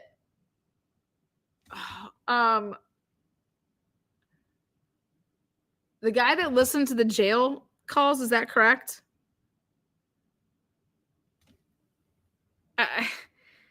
No, the guy, Kevin, is that his name? Kevin was like, oh, you listened to all of our stuff? I'm just like, y'all are all fucking wild. You know, wild. Let me go back to some of my questions I said I would have asked. Okay, lack of DNA. Richard Allen, no DNA. All these fucking mixtures. They didn't find the murder weapon. Where do you think that was? You know, he kept all this shit. Where's the knife? You know, he happened to just throw that though, but he kept this fucking gun, dumbass. How and why did the jury think that Abby's, you know, the hands didn't have blood on them? How was that able to, you know, you guys listened to Sister Row talk, and how long do you think that crime took? How long? The reconstruction of it. Did you guys think about that? Because you guys did a timeline. So what time do you have, you know, this alleged, oh, white van disrupts everything, and then instead of just Richard Allen fleeing, he's just going to take these two girls, right? And what? Did they cross the water? Like, where do you... And then you can only go so far before the phone has to do what? Like, up or down elevation, right? When is... And then here, you take off your clothes. You take off yours too, because you're going to put hers on. And then somehow I'm going to, you know, slit Abby's throat, and no blood is going to go anywhere on any of the clothing after, you know, she get the fuck out of here. And then these girls aren't screaming because there is a guy that's there. The guy that was taking the pictures on the freaking bridge. God, I laid this all out in a timeline. So if they truly did this, then you're just picking and choosing what people to put on your fucking timeline. I took pictures. I went to the crime scene. I was there. Me, yes. Oh yeah. When you were pre-selected, was there an order based off of like, I'm curious for the defense team out there, did you get the packets back, and did you put them in order based on like the way that they answered to expedite it? Like, here, we put them in order from the ones that we think that we would like, you know, because I thought it was crazy wild that right off the rip, round 1, 6 people were taken, 4 females, 2 males. Then in round 2, it was 4 people were taken. I want to know why the black person wasn't on. You need to have black person on your jury, if not 3. I know that Andy Baldwin wanted that girl that had been to jail before. She was fucking awesome.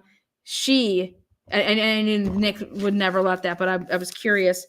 I would have put her further back and maybe have let, they don't know that girl was awesome.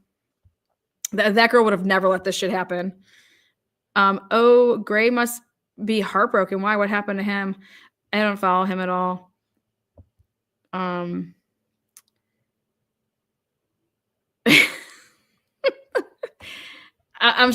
all eyes. Kudos to you.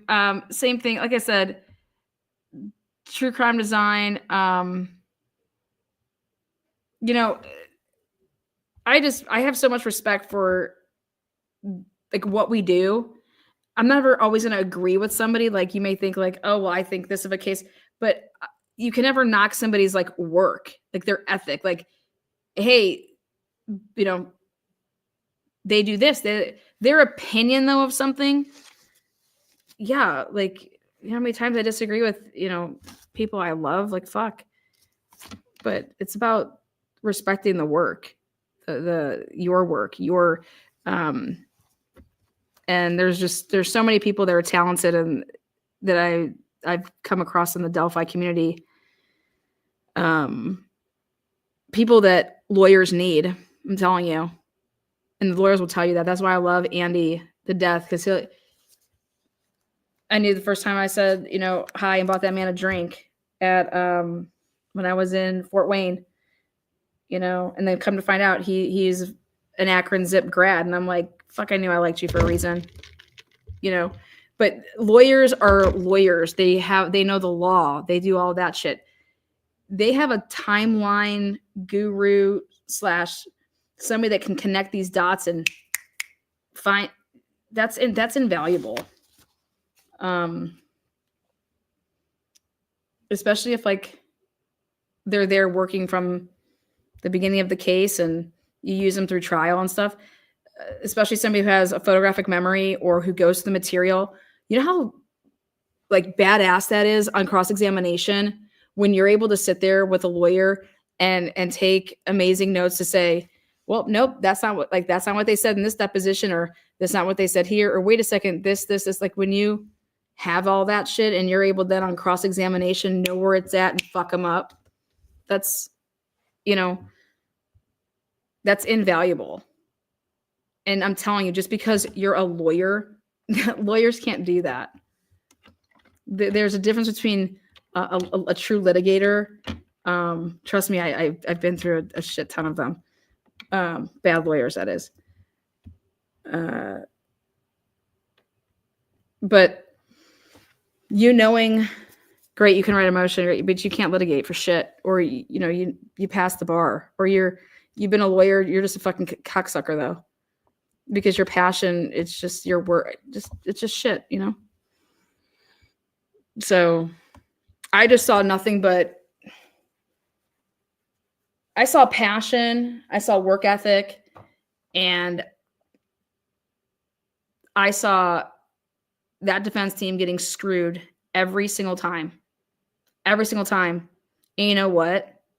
They didn't stop battling. They didn't then they almost fucking pulled it off. They literally almost pulled it off. Think about everything that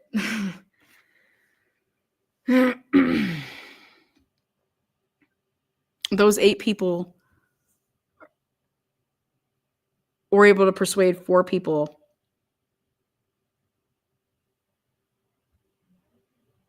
If there's going to be an interview, I want it to be from one of the people that were an undecided and that went to, because I can't get a read if this girl was guilty or undecided at first.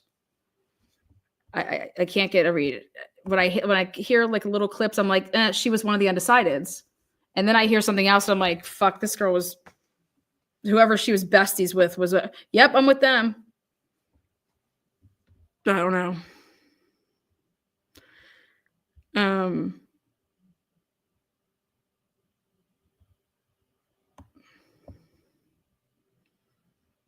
She's just really, really impressionable. And God.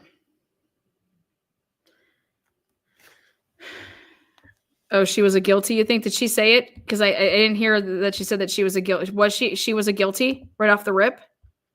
Because a couple different times she tried to make it seem like that she wasn't revealing that. Did she say it? You guys, by the way, I want to give a shout out to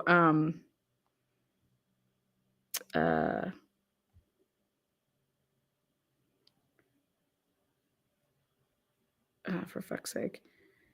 Somebody wrote a song for Truth and Transparency and myself. And I was made aware of it.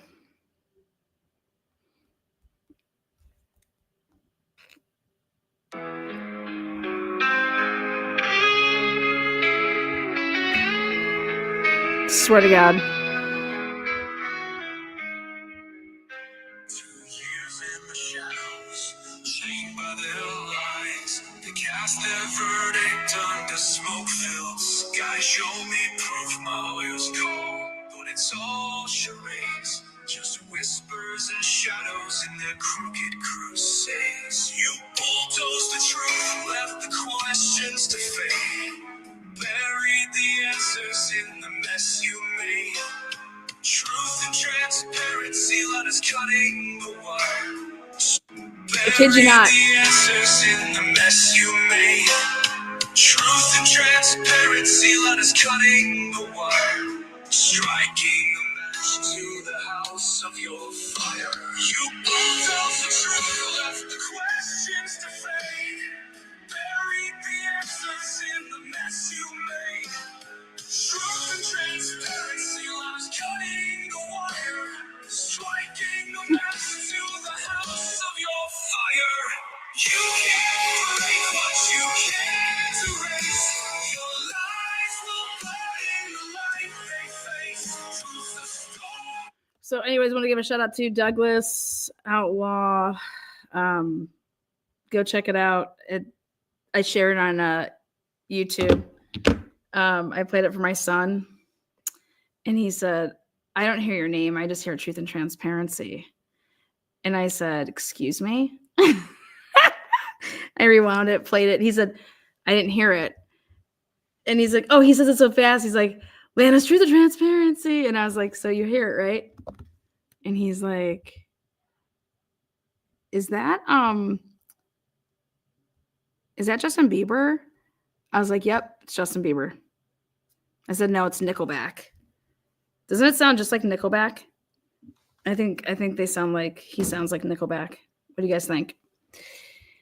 Anyways, I think it's rock solid. So I'm gonna incorporate that in a video outro that I'm gonna do, so it can be the out part with the music that I already have. Look at this Polaroid. Shake it like a salt shaker. Polaroid. Do all that.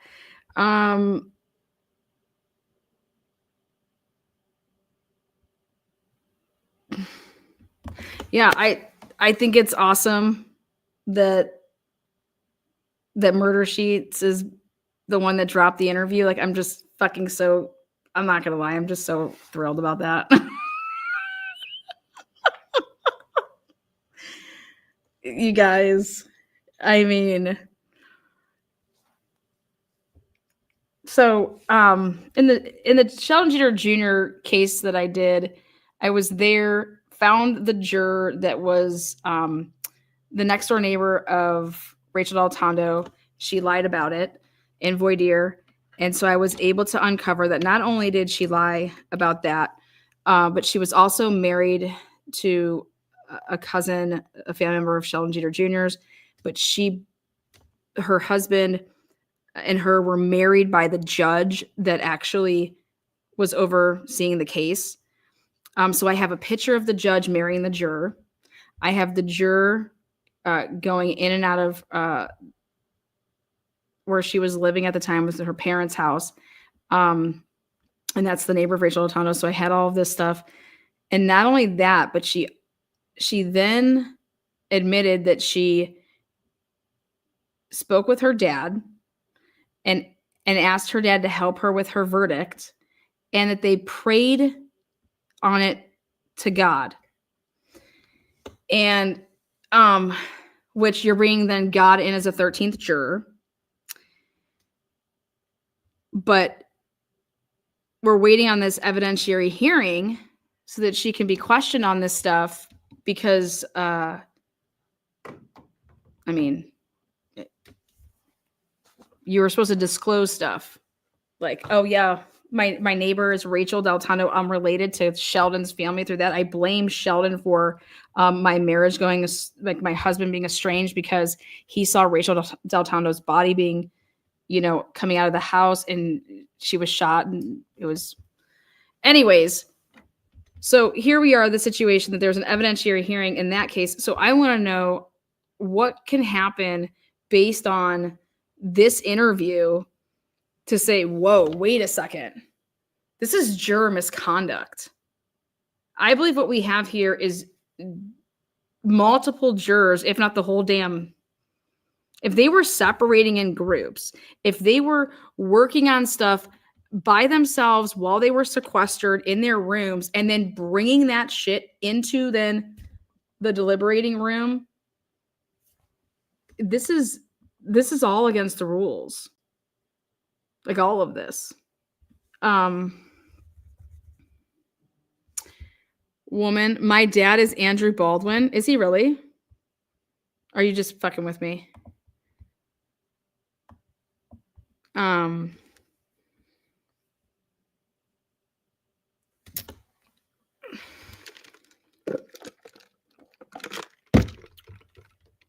Like, yes, sure. But you guys, I think everybody, it would be, you know, normally just like one or two. I think that if everybody broke up into these groups and did this, that this, like, all of them are, wait, what? Lana, did you get what I tagged you in about the female Ohio officer from the Cleveland area? Sorry, off topic. Thanks for all your hard work. Oh, I haven't had a chance to look at it. I was literally, Lana is the people's wild child. Yeah, I guess so. I don't have to say like I don't give a fuck because I give plenty of fucks. I just don't. Nobody's gonna fuck with me. So I have my First Amendment and I'm gonna flex on it. But I'm also gonna do my homework and the work. And dude, they almost won. And they literally only had a torso. Like it was just like a torso, no head, no arms, no legs. And here's the prosecution, as this juror says, all flashy, dressed up, and ready to impress. I mean,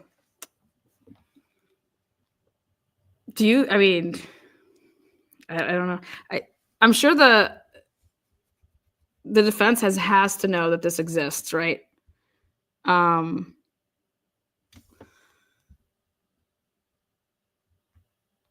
I'll close by saying this. Let me see where it's at. I have a lot to cover. I am going to cover like the interviews that were done. I want people to go to the channels where the interviews happened. So I think what I was just going to do is do like a already made video, like 20 minutes, and just take little clips that I think are really powerful from all the different, but I want you to go. I believe that Andy, Jen, and Brad went to channels that they respect, that supported them, that were fair.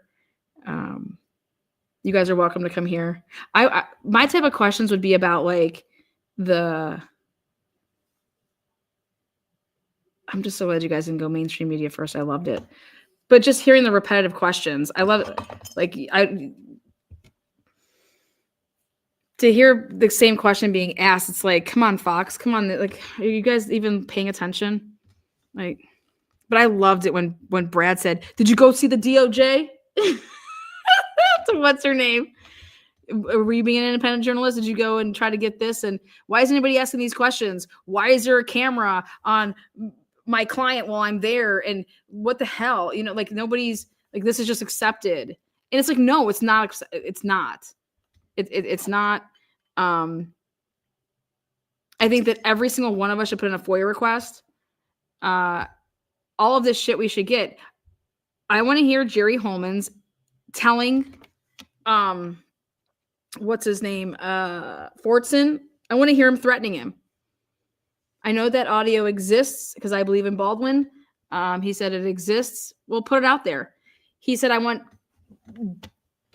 Carter to listen to it and then tell me what you have to say about that. They're complete asshats. I said that I want Andy Baldwin and Jerry Holman on my show. And I want them to go question for question. And they each only have 5 bow outs. Otherwise, answer it. But right now, I believe that audio exists. I believe that Baldwin heard it. And Andy Baldwin has no reason to lie. And he said that, you're threatening him, and then the next thing you know, like, he takes his own life. You're going to put blood on Baldwin's hands. Like, who the fuck do these people think they are? This is crazy. This is absolute craziness.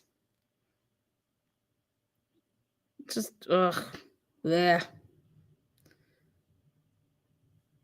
See what else. What else I want to say? Just getting it all in here. Will ChatGPT make me a step-by-step list on FOIA? You know who said that is handling the FOIAs is Nick. Nick, what is your I want the 911 call. Oh wait, is there not a 911 call? I want the CAD notes. I want to put out the interviews of where Holman and Mullins, I want to put those out there. I think that that's the best evidence to show who Richard Allen truly was, and that they completely destroyed an innocent man. And we had 2 victims, and now we have 3. And so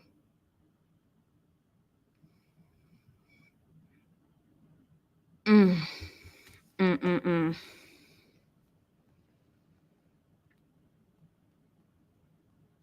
just sick and tired of having fucking idiots on juries. I'm just so over it. So fucking over it. Oh, here. Okay. And I had never done jury duty, been checked for jury duty, nothing of the sort. So it was pretty crazy. And I don't know. I haven't had like that many life experiences.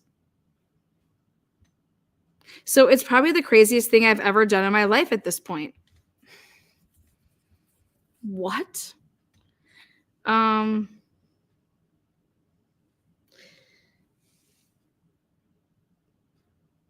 also think it's interesting that, so she's like, so the very first thing with this postcard, you have to call and just answer random stupid questions. And then at that point, you have no idea. And then after that, we got a packet. And that was sent maybe a month after the postcard. And at that point, I'm wondering what it is. And then it has probably, I think, 50 questions. At one point, like halfway through, it did mention, do you know anything about Richard Allen versus the state of Indiana? You guys don't think about this. Who wouldn't then, after that point, Google it and look at it? That's just, I think that's risky. This girl did. Come on.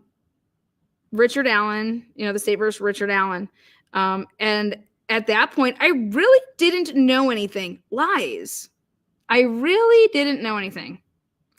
I wouldn't call myself like an avid true crime person. I'll do like the documentaries in the evenings a lot. Then you are a true crime person if you're doing documentaries in the evenings a lot.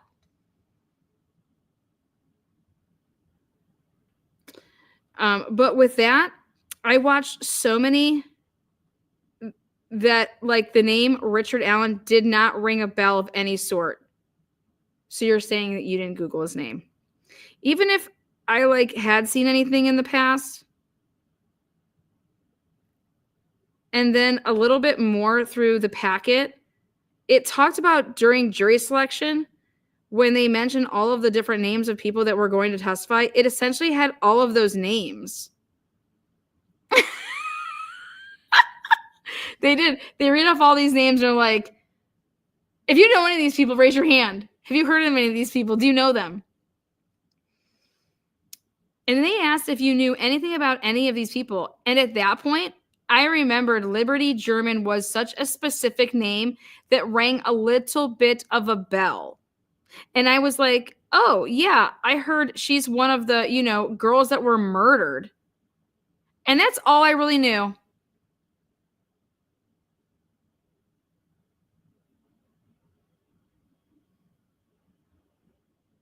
That's all I really knew. And then by the very last question got me the most was, do you know anything about Odinism? And I think this is right here should get you fucking an appeal.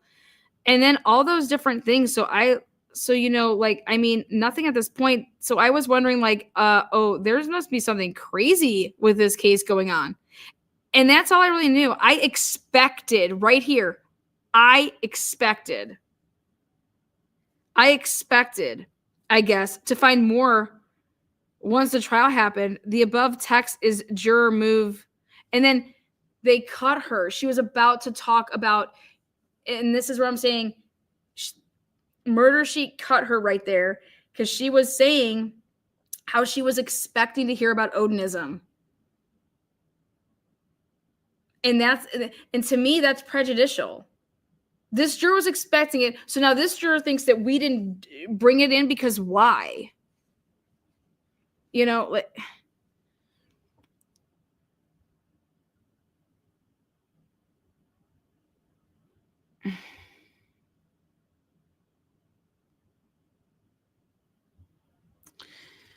so once I sent the packet in, I didn't hear a thing for a while. So I kind of just thought, like, they went with other people, whatever.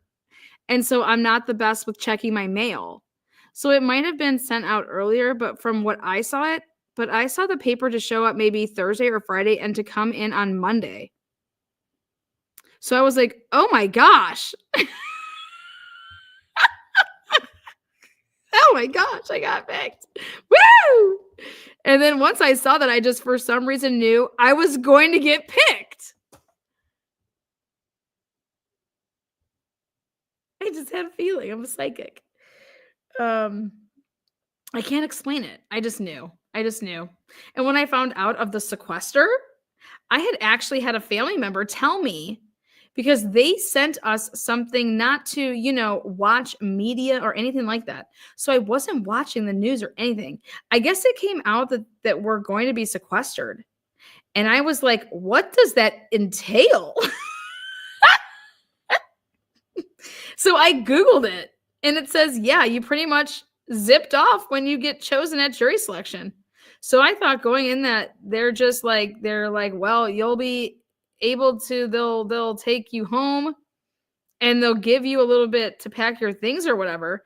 So I can't just take an hour to pack. It takes me a long time. And I have a million bags. So I was like, I'm packing now. So I packed everything I needed before I even went in on Monday, because I had a feeling and I wanted to just be prepared. She packed her bags, you guys, before she even went to come in.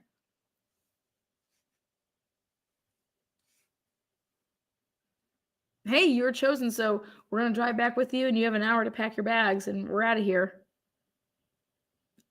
You guys, I didn't hear that that's what happened. You know, the jurors all had a report, I thought, for to the bus on Thursday. Yeah, exactly. How old is this chick?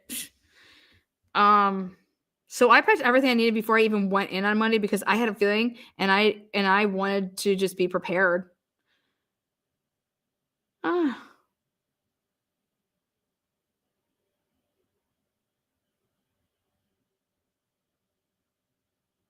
This is also how I knew that she was who I said she was.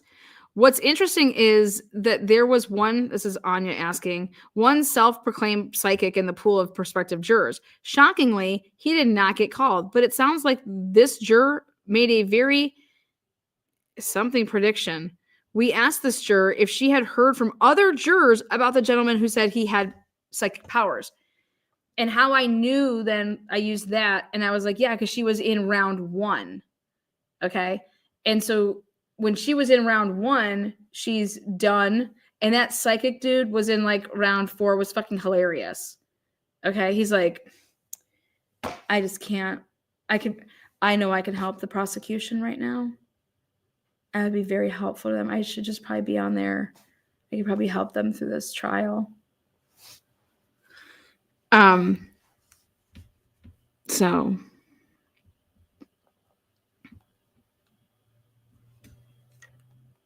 it was wild. That's how I knew she was there's a bunch of things, but that also gave it away. Part of the other thing was, she says,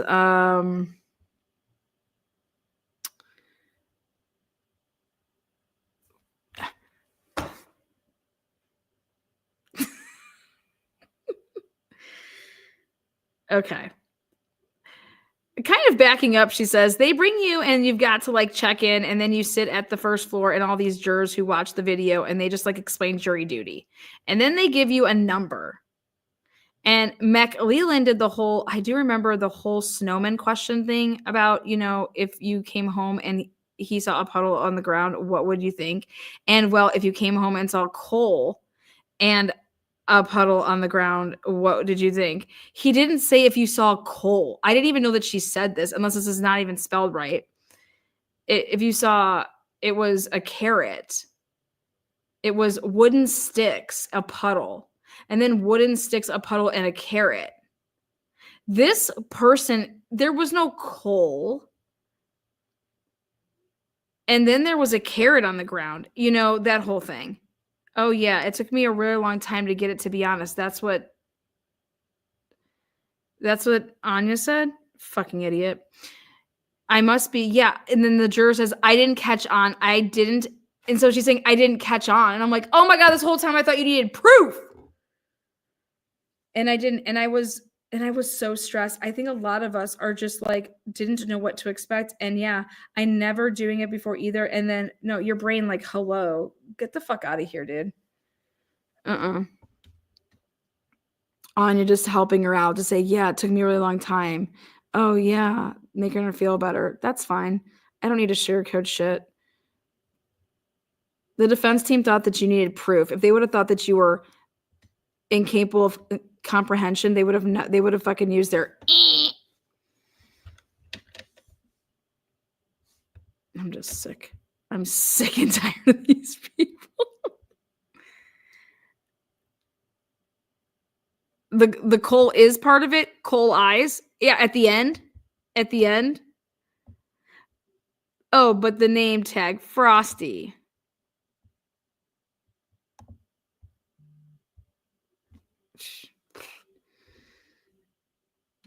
This juror got to witness some of the voir dire tactics from the various attorneys. Prospective jurors would crowd into one side of the gallery and had the opportunity to observe the lawyers as they questioned each panel. The moments that stood out in her mind focused on Carroll County Prosecutor Nicholas McLeland, who handled all the... See, I think she lied about that. To not give it away on which juror this was, just to be clear. We'll see. I think Anya tried to pull a fast one there and said this juror got to witness some of the voir dire tactics from the various attorneys. I think that she's lying about that. Because I can tell you this, the Snowman thing was only done in the first one or two groups. Also, she said that Brad Rosie was who did the way the defense went is, this is also how I narrowed it down. Brad Rosie went round 1. Andy went round 2. Then Jennifer went round 3. And then Brad went round 4. And I knew that this girl was picked on day 1. And so if she was dealing with Brad, she had to either be in round 1 or round 4 on day 1. See how I did that there? And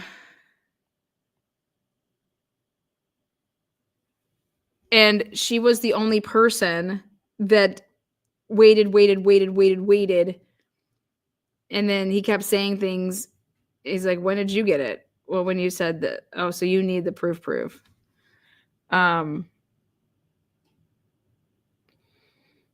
What did you make of Rosie? And then what did you make of McLeland? Yeah, I thought McLeland made the nervousness kind of feel, comfortable, like I said earlier.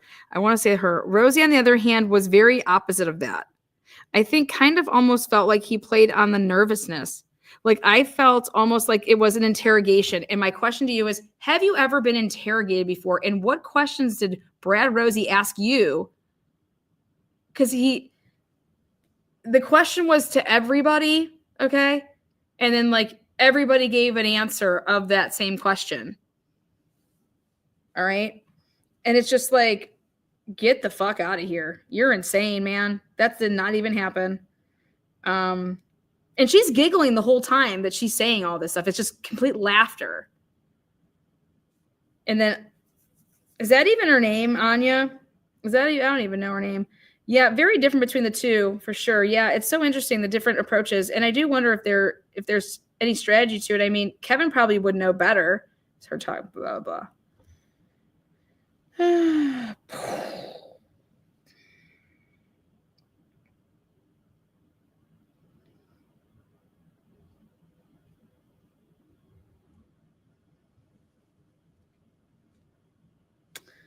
They were laughing at mannerisms of different people. I just think that's crazy. I wouldn't even be saying that, even if I did that.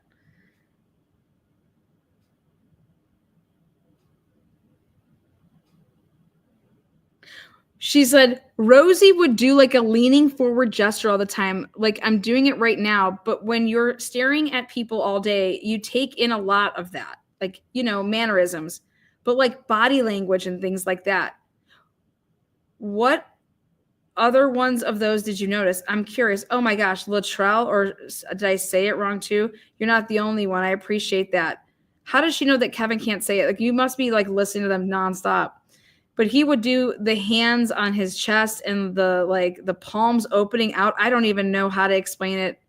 Like palms up, like kind of close to the chest. And like, if you're like having a small, like you're cupping your hands, like if you have water in it or something, he would like do that all the time. I wish I could remember more of those little things like that. Like, are things like, I was like, you know, I won't forget. She's rambling about. Did you notice any of that from Richard Allen? So the eyes kind of, that's something I noticed from even like jury selection. I'm like, wow, his eyes are very, I don't even know the word to use. Different. His eyes are different, I guess. Surprising. But you know, that to me, it's like sometimes he just has like some weird eyes. I don't think that makes him, you know, a murderer. What the fuck? Dead. You know, I don't think that really makes him a murderer because he has weird eyes. You guys, it's the year. It's like, I'm just shocked she didn't say eyebrows.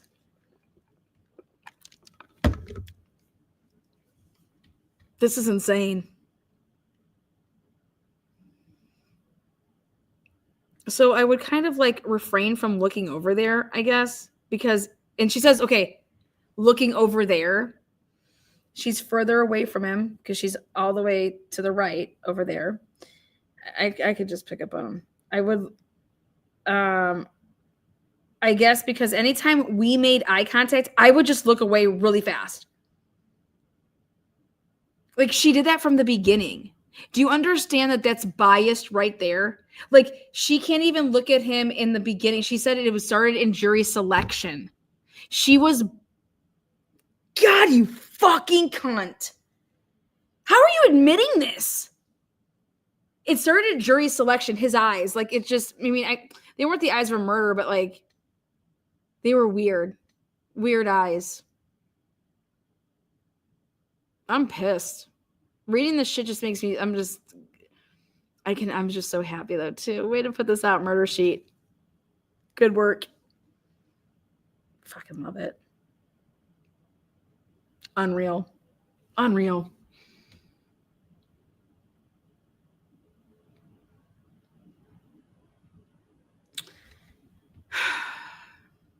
And a couple of the other jurors, they would talk about how he's always staring like at us. So she's talking about other jurors here. And so they would start staring back and like not look away until he did. Me personally, I would not really look a whole lot of times.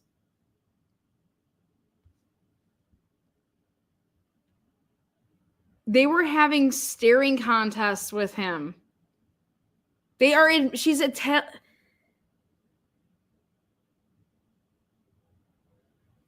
yeah, this is, yeah. And then Anya, when you guys were on break, there were a couple times where he'd be staring at people in the gallery, but obviously, yeah, it was creepy.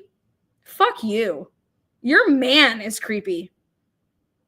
He was pointing at us at one point. I know he was doing stuff with other people that was actually pretty commonplace, but we couldn't see what you guys saw. So we were always really curious, like maybe he's acting more normal to them.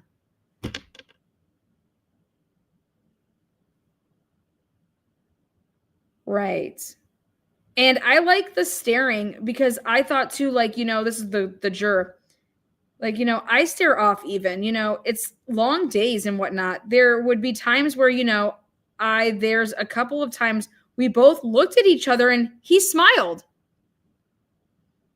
And it was really hard, I think, for me, especially than a lot of others, but looking him in the eye, knowing like the possible outcome of all of it, like it was just really hard for me to like even be in the room with him every day.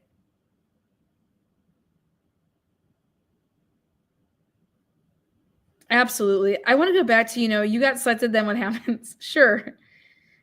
Dumbass.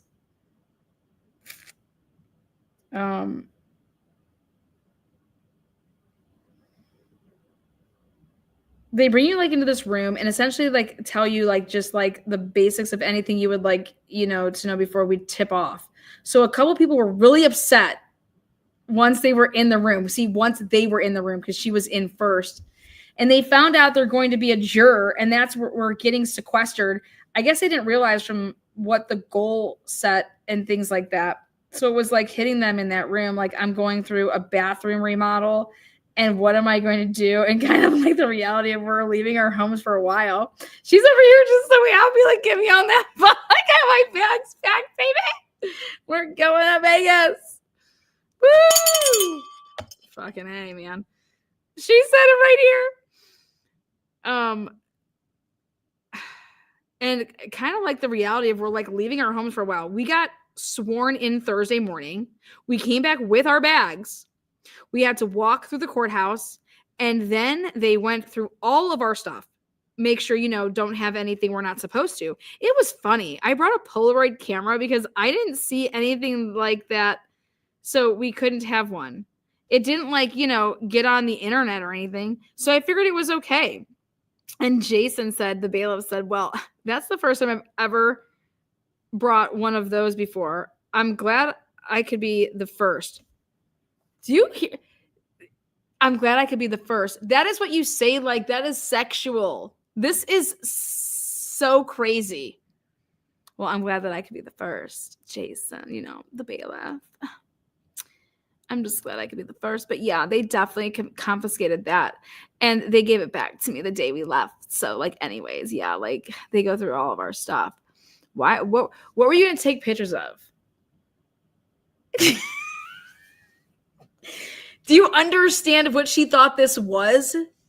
She was going on a vacation. Yep, we're going to take pictures. Like, I'm going to be documenting everything. I'm going to just take pictures of myself in my room. Selfies for her scrapbook, baby. And they just went through all of our stuff. Where was I? Okay, so then yeah. And then we got sworn in, and this was like 9 a.m. We arrived, and then we got on a tour bus thing. I don't know, coach, whatever. No, girl, they were going to fly your ass there. And then we went to Delphi, or Lafayette, I guess is where we stayed. I imagine you guys spent a lot of time with like those bailiffs. Oh, yeah. What were they like? The bailiffs were seriously so amazing. I mean, everyone was like, that's a point I really want to put. It's like, you think a random group of people from like the county you're in, like completely random. That's how is it supposed to be? Like, so you never know what you can get. And we had a really, really great group of people. And I don't think it would have went so well without all of them. So I think everyone in the trial was lucky to have, you know, the great people we had, because I don't think it would have went as smoothly.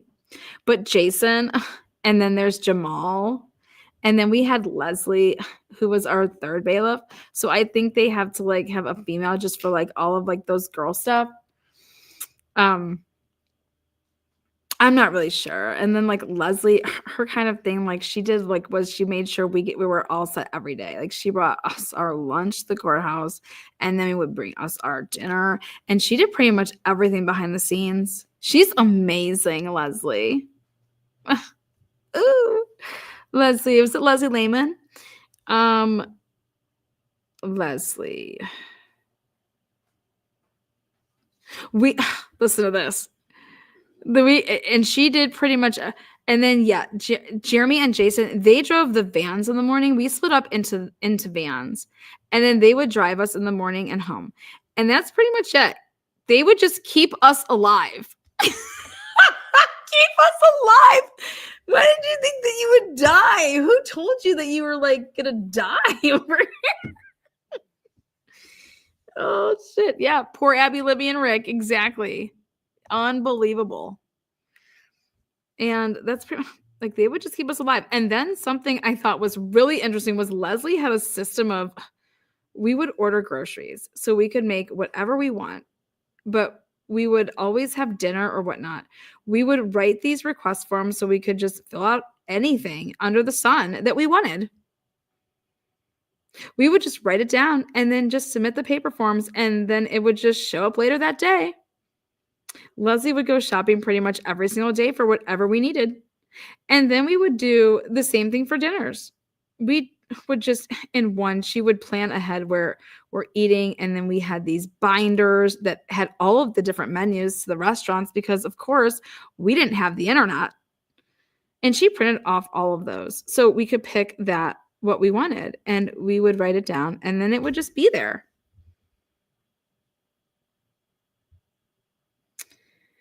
Then here's Anya to make her feel welcomed. Like, do you think about how elaborate some like just planning dinner for all those 15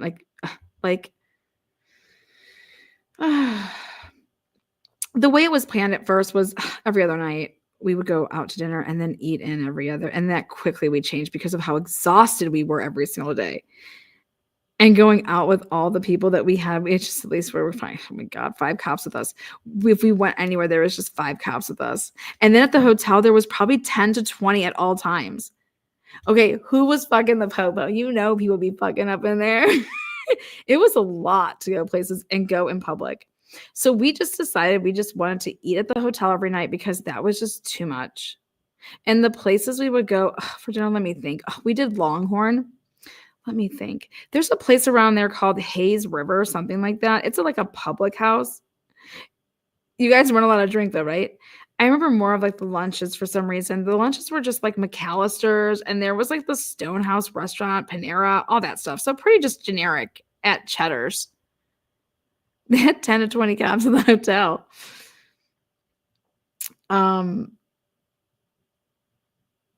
Did you realize there's going to be like a lot of media attention? Yes and no. They expressed that when we were sequestered at the beginning, just that there's a lot of coverage about it. But one day, I guess to answer your question, they downplayed it a lot. I think they didn't want us to worry too much, but the security detail and all of that, I'm like, this seems just crazy. We couldn't even go on the elevators to the bottom floor without, cops with us. It wasn't dumbass. We couldn't have anyone else in the elevator with us. We couldn't talk to anyone else. It was very serious. But on the way home from the courthouse one day, we all of the sudden started going really, really fast. Like I'm talking like 90 miles an hour. And we're like, what the heck? And we just didn't know what happened. Like they don't tell us really anything, but you can just tell that there's like a stressful something is going on. And afterwards, they'll end up telling us like, this was because it wasn't long before the end of the trial, but they told us at the end that it was some person. So, and Jason and Jeremy are bailiffs, they didn't have what you call it, like radios to talk back and forth. They didn't know why we were going that fast at the time.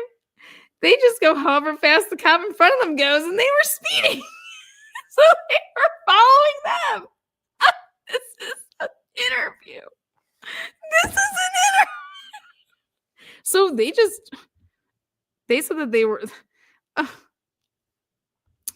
well, what happened was they saw someone next to us. They said they were there. One of the cops saw that someone was trying to take pictures into our van.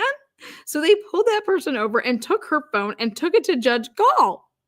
So she's on the side of the highway. They keep her there, take her phone to Judge Gall. Judge Gall looks through it, finds that she goes to school at IU and had just like been traveling through Delphi and saw, our vans, and all the cops was like, what is that? And then like looked it up and saw that it was, and was just telling her friends, but she didn't have videos of us or anything. So they brought her phone back to her on the highway and then let her go after that. So anytime it was like, like even a somewhat stressful situation, they would just get us out of there really fast. So that kind of told me, it's kind of a bigger than I I don't even know. And then once we finished and I did my own research, I'm like, oh, okay. Like everyone knows about it. Like we're not just, it's just not Indiana people. Fucking A, man. So was it like a typical day? Sure. So like we would all meet. We have this like room that everyone could use at the hotel that we would have meetings in. You were having meetings in. Okay, perfect. That's where we met in the mornings. So we had to be there at 8 a.m. and then we would drive to the courthouse and get there about usually 8:30, walk up those treacherous marble stairs. And again, it would just start, 9 o'clock or thereafter, depending on the housekeeping responsibilities. From there, we would just have our first session and then a break. And then our breaks really just all of us just being able to use the bathroom. We only had 2 bathrooms to use. So usually everyone had to go in between our breaks. So that's pretty much what we were doing. We weren't allowed to talk about anything unless everyone was present. Exactly. So you knew the rules. Okay, great. So, in short breaks, we just usually didn't talk about anything just because it was hard to get us all in the same room while everyone was using the restroom. So that would be the morning break. And then once, of course, after that, and usually if we talked, we would do it then. And again, if everyone was present, there was like 2 little separate rooms in the divider. So people could go to either room if they wanted. If we were on the same room, sometimes we would just talk. Sometimes we would just kind of like didn't really feel like it. It was kind of a lot of the time. And, we're just listening to it all day. And really, there's not a whole lot to talk about, specifically until you kind of hear it all anyways. So I wouldn't even say we did a whole lot of talking about it until slowly at the end, maybe more a little closer to the end. And then evening break. And again, as you know, sometimes we would just run over and we'd not have those breaks, things like that. And then, yeah. And then we would just leave at the end of the day, pretty much just grab our stuff and run from the jury room, go back down the stairs. I don't know if you guys saw the kind of like tent thing that they had. They had set up that we'd go in and out into the vans. They have the vans right up and then they had like the sliding door. And you just mentioned the guys that wore the orange and black for Halloween. Those officers that kind of like did like the transportation of Richard Allen, I believe. How would you know that? How the fuck would you know that? They did that for us too. They would hold up the tent. I think it was just so no one could get pictures of us or something. So that's how we would kind of load up and get back to it. Yeah. And then back to the hotel. And then we would have our evening where you guys did, become close-knit group at the end of this. Absolutely. Yeah. At least the way I feel, again, I can't speak for anyone else, but yeah, I feel like going through something like that and then not having anyone, it kind of brings you close to people. And I was just like, I said, it was pretty hard on me. Towards the end, I was like kind of a mess. So everyone really stepped up and made sure everyone else was okay. And we all took care of each other for sure.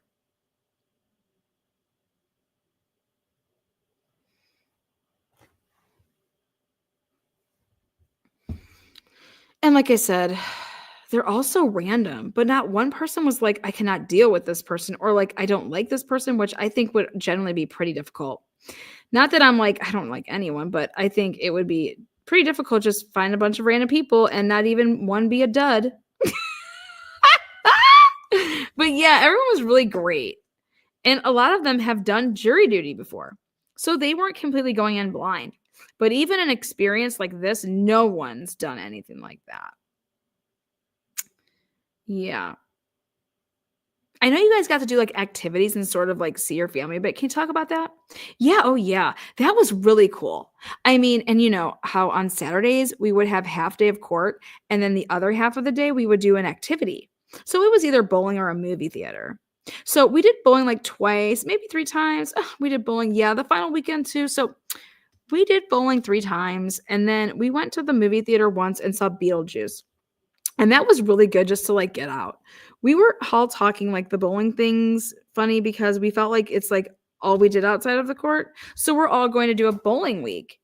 But then, yeah, so then that Saturday night and then, yeah, Sundays from 1 to 5, our family members could come and we would just essentially like hang out in the lobby. And again, there's like 10 to 20 police officers around, even more in the parking lot.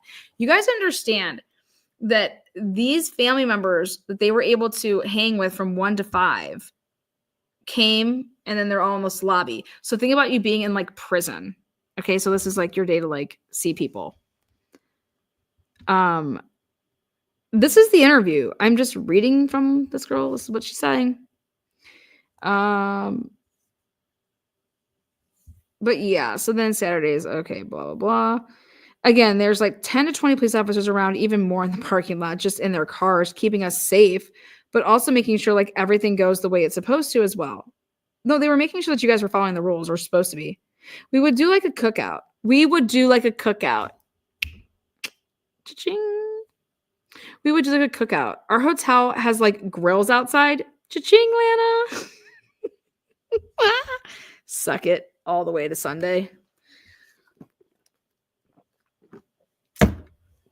If you go read my community post, I told you guys that they were grilling out with the Mailofs. We would do like a cookout. Our hotel has like grills outside, so Jason would grill sometimes, or like we would like cater Subway or pizza, like things like that. Wow, that's okay. So I mean, yeah, like I was always like, what? Okay, the juror says, I think that he is a very impressive. What? I think that he is a very impressive woman. I don't know. Ever since, I mean, in the way you look at it, Judge, at least I was like, wow. Oh, she must be really like educated. Oh my God. This is her opinion of Judge Gull. I think that she is a very impressive woman. I don't know. Ever since, I mean, in the way you look at it, Judge, at least to me, I was like, wow. Like she must be really like educated. And I love seeing women in like a high role. I love women that are high too. So I thought that was really cool from the beginning. And then from my experience from the trial, once I heard the podcast, like I totally get where you guys are coming from like a media standpoint of wanting to, because I feel the same way. Like, I'm so glad that you guys were able to be there the amount of times that you were and get the correct message of what actually happened in court through. So I totally get your side, but as a juror, I didn't, experience any of that. And I just think that she being just like a boss, like just did a really good job. I think she commands a room.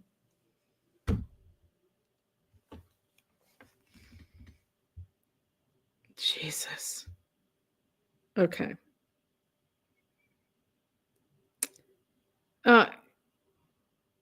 You could tell when she was addressing it. Okay. Yeah, and after that, after the trial, and after the trial, she always debriefed the jury. So we got to spend some time with her, and we're allowed to ask any questions we want to. We just got to talk to her and actually spend normal time with her. That's not just, in court. So that was really cool too. What was she like during that? Very chill, like not at all as I was expecting. She's a very chill and cool and relaxed and just go with the flow, and not at all like you see her as a judge. I was just very impressed with Mick Leland. I think he did a really, really good job. And that's off of someone that, knows nothing about trials to this point. Thank you. So So, but knowing nothing, I think and I guess that's what really matters because I was a juror, but like, I kind of touched on that. He has made me feel comfortable, very professional. I think that was something that kind of lacked on the other side. The other side. The other side, not like the defense, like the other side. Like I felt that he always kind of had a plan, was always thoroughly prepared. You know, it's his fucking case. He better have a plan. Just, thorough, prepared, just like a high level of professional. Just a high level professional. I don't know. That's kind of what you'd expect from a lawyer. Right. And then I guess the next one would be Stacey Diener. I really like Stacey Diener. Well, and something for me, I really like fashion. So it was really cool for me to look at everyone's outfits every day. And that was like something really cool about being in the courthouse for some reason. But he had the best outfit for sure. He or she. That was something I really liked about Stacey Diener. Her outfits. Are you fucking kidding me right now?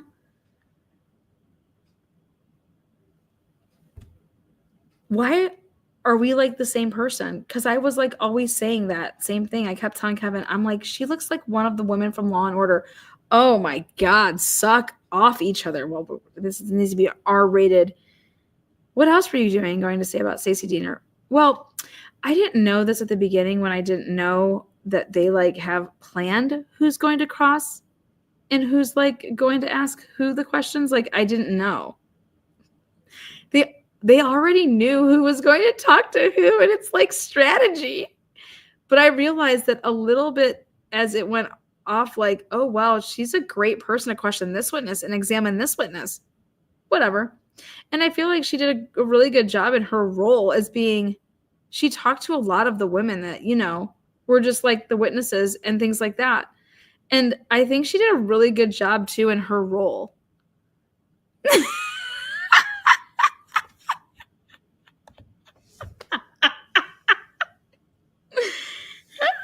Absolutely, says Anya. And then I'm going to just try James the him. I didn't warm up to as much. And that's probably because he did a lot of the technical things too. It's not really his fault. Not that I think he didn't do a good job, but just because I think the prosecution as a whole working together in all their roles, I think they all did a really good job. Okay, I want to go into the defense. I guess Andrew Baldwin, I liked him. More than Rosie, for comparing, I think he was more approachable in a sense of just like not as like intimidating, because I don't know if Rosie was trying to, but he just always seemed like intimidating. Like even because we don't like talk to these people or anything, but just like even like making eye contact, but like, not trying to look him in the eye, but like with Baldwin, we would make eye contact. I would smile. And I think he did a really good job. I would laugh sometimes with like his one question on each of the yellow pieces of paper. And we're flipping those over after we ask the question. That was funny sometimes, but he has a process and it was fun.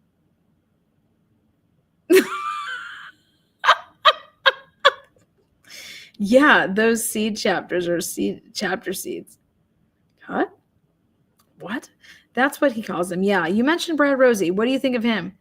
And I don't know if he's just like the lead person or if it's just like they both are, but it's almost seemed like a ego thing too. I don't know. Like, or maybe that's just the kind of person he is. His ego just shows through. But like I said, intimidating. I think it was from starting out on like let me dumb this down for you. Like, okay, so at least we know where we stand. But yeah, and he's questioning you. It was just hard for me to even focus and know what's going on. I know. It shows in your answer, your verdict. It was just hard for me to even focus and know what's going on, honestly. Like, I feel like it was just so much smoke and mirrors around. Like, what even were we supposed to be talking about? And it was just hard to keep track sometimes. Oh my. Wait, what was smoke and mirrors? Yeah. That was certainly not an uncommon perception of Rosie's cross-examinations. Shut the fuck up.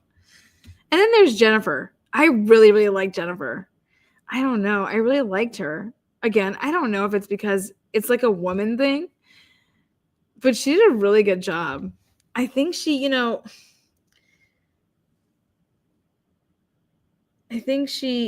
stands on business. I think with both sides, things kind of got wonky at points. So I don't really, and same thing with Rosie. Like if it was just once in a while, I wouldn't hold that against them. Why are you holding anything against anybody? They're there doing their job. She stands on business. If it was just once in a while, I wouldn't hold that against them. But it seemed like all the time it was confused and ego and intimidation. What? But with Jennifer, I just felt, I don't know, I kind of liked her. Like she has a little bit of an attitude. And I feel like that from what I would picture like a defense attorney to be, I liked it. Oh my God. Were there any standout moments for you from any of the lawyers that kind of like really, Anya, like kind of like really like, you're such a tool. I mean, as it should. I think Mick Leland's closing argument still kind of plays in my mind. And I think that's what it successfully could do. Because you should think about what he said as the last thing we're trying to make a decision. So when he said that, she always wanted to help police solve crimes like that, broke my heart.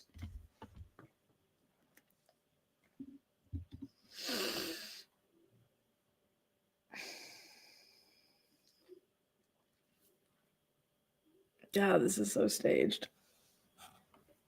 I hope it crashes and burns.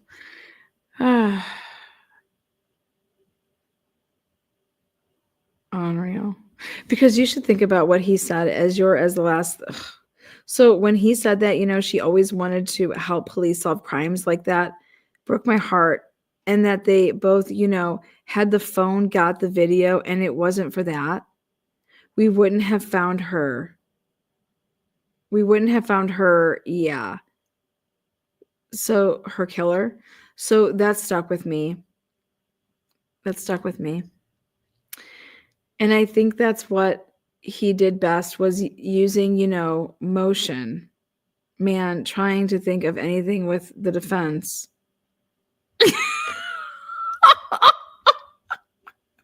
McLeland sells a story at the end. This is not off of the evidence. Oh my God. So yeah. So that stuck with me. And I think that's what he did best was using, motion. Man, trying to think of anything with the defense from a perspective of a juror that I didn't know about like the Odin stuff, or I didn't know that there were arguments of what can be shared and whatnot. Like behind, like we didn't know any of the behind the scenes things. So from that perspective, when you're hearing, well, what do you think about the tree, the F on the tree? And you're just wondering like, what the hell are they talking about? Like, I'm so confused. Like they think it's like some specific way it's on there. Like you're just like, wait. And so then, and then the constant arguments back and forth. I think that was pretty notable. I always thought like, is this normal? Like, is there always this many recesses and sidebars? Like the noise machine? That was crazy.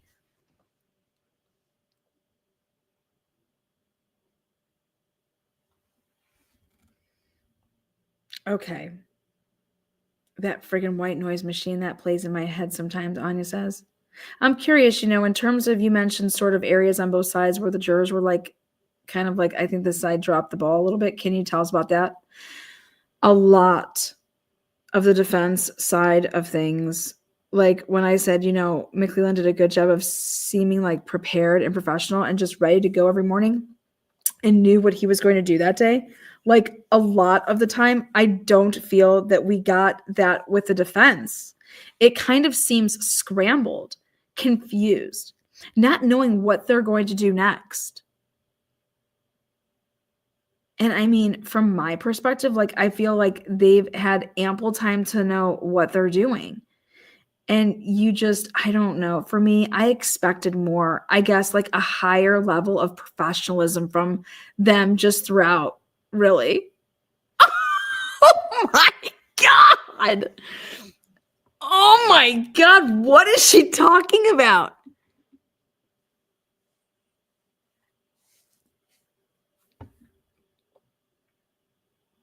And he just, I don't know. For me, I expected more, I guess, like a higher level of professionalism from just throughout, really. And I think I'm mostly talking about Rosie when I say that. I say the defense, but I really like OJ and I like Baldwin, at least 75% of the time. What is she talking about? Like somebody, we're talking about the evidence. So I'm trying to think. I know that there's definitely got to be things from the prosecution too. Oh, and again, like these are all just my personal experiences. And that was a lot of it about this. We couldn't really talk to each other about anything. So it was hard to just like keep this all in and like experience it just on our own.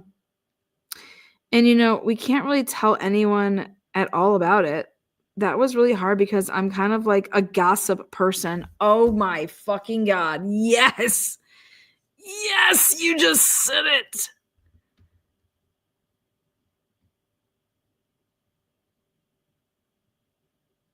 I'm just like a gossip person. I can't even believe this. This is fucking sick. I'm done with you. I'm done with you. Let's see. We'll close it out here. And we can't really, that was really hard because I'm like a gossip person. So I think the prosecution, when we asked the jury question of like, did you look and see how many cars there were of his car that year? And the next thing we know, they looked that up. I was just like, I can't believe you wouldn't have thought to do that already.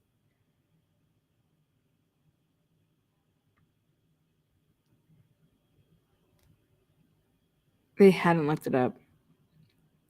It's actually kind of gold. This is so gold. Yeah. So that was like, then Anya says, so that was less like a wow moment and more of like a wait, what moment? Yeah, it really wasn't that they were hoping it to be, I don't think, right? And then I think there's something else kind of that, like the phone plug-in thing.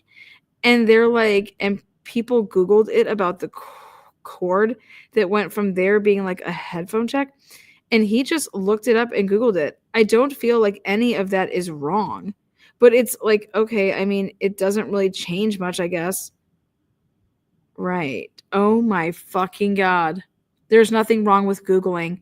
Shut the shit up. You guys. I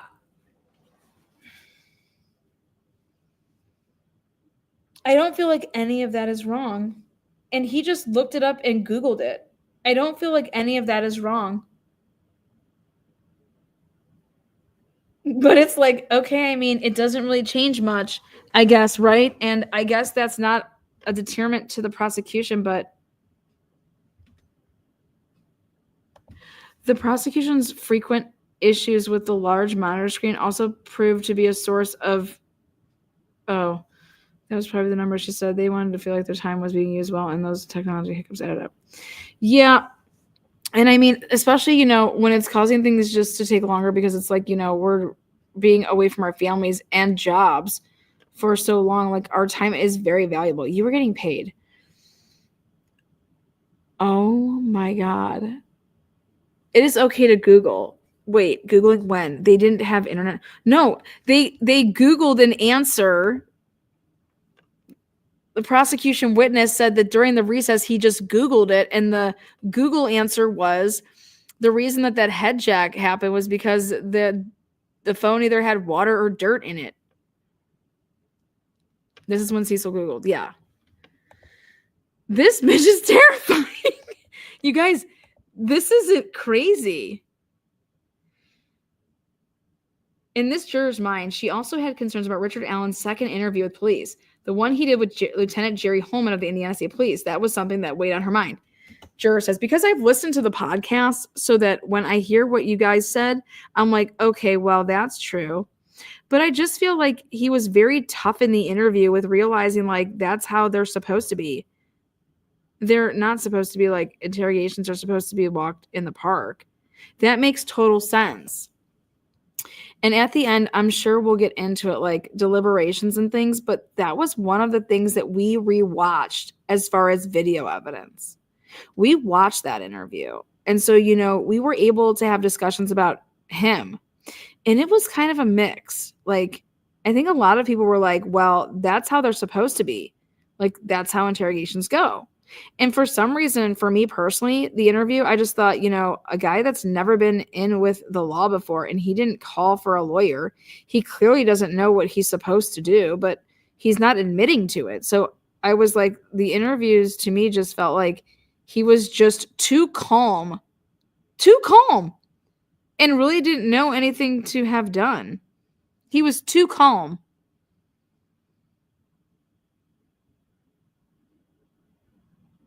I was curious, what did you guys think? Speaking of videos, what did you guys make of the West? But what did you guys make of the Westville videos? Okay, here it is, Westville, and it's funny. Her answer, and it's funny. That's what everyone's like. Yeah, they're just looking at our faces, and I'm like, oh no, I didn't even think about that. I hope my face is on. But yeah, so the videos, I can't remember if it was because there was a set of camcorder like walking through the prison, and then there's in-cell camera. I don't remember like which we saw first. And you know, guys were able to see either of those, right? Not any of them. Okay, I'll try to recall the camcorder video first. It was essentially like what you would think. There's someone, you know, there's guards around them. They're holding the camcorder and they're, you know, taking him somewhere to go somewhere through the prison. And I guess kind of just reference like going into it, they did give us like a slight warning of, you know, you're watching the videos today and going into it, it wasn't as bad as I expected, I guess. So to kind of tell you guys that for not being able to see it, I expected just from hearing about them for it to just be so bad. Like, because if they want to show all these to us, it's got to be bad. Like, it's got to be really bad. Personally, because I'm huge on like, especially Westville is horrible prisons. And like, thank goodness they're rebuilding a new one. How does she know that? I mean, whatever. But it's the way it is there. It's just so bad. And I figured that's what, you know, they're trying to portray in the video. But in these videos, it didn't seem that bad to me. And I figured that's what, you know, they're trying to portray in the video. But in these videos, it didn't seem that bad to me. Like, it just looks like a prison like you'd expect. And while they're walking around, I know one of the times he's like in what looked like a small wheelchair thingy. It didn't have like big wheels, like a wheelchair, just like small ones on all four legs. But they were carrying it. They weren't even carrying it like four people. And I think they were taking him to get x-rays. He was getting an x-ray because he was seen hitting his head on the wall. And that was probably one of the worst ones. Just because he looked so black and blue. Like his whole face and head was just black and blue. Right. So definitely disturbing to see. Yeah, I thought it was not going to be that bad. And then there's, you know, the end cell ones. He's near most of the time. He's naked most of the time. I think it was like, and they put on the paper like which ones he had clothes on and which ones he didn't, so that we were prepared, I guess. But little Max messed up a couple of times. So some of you are naked, but he wasn't. And then some was naked or whatever, vice versa.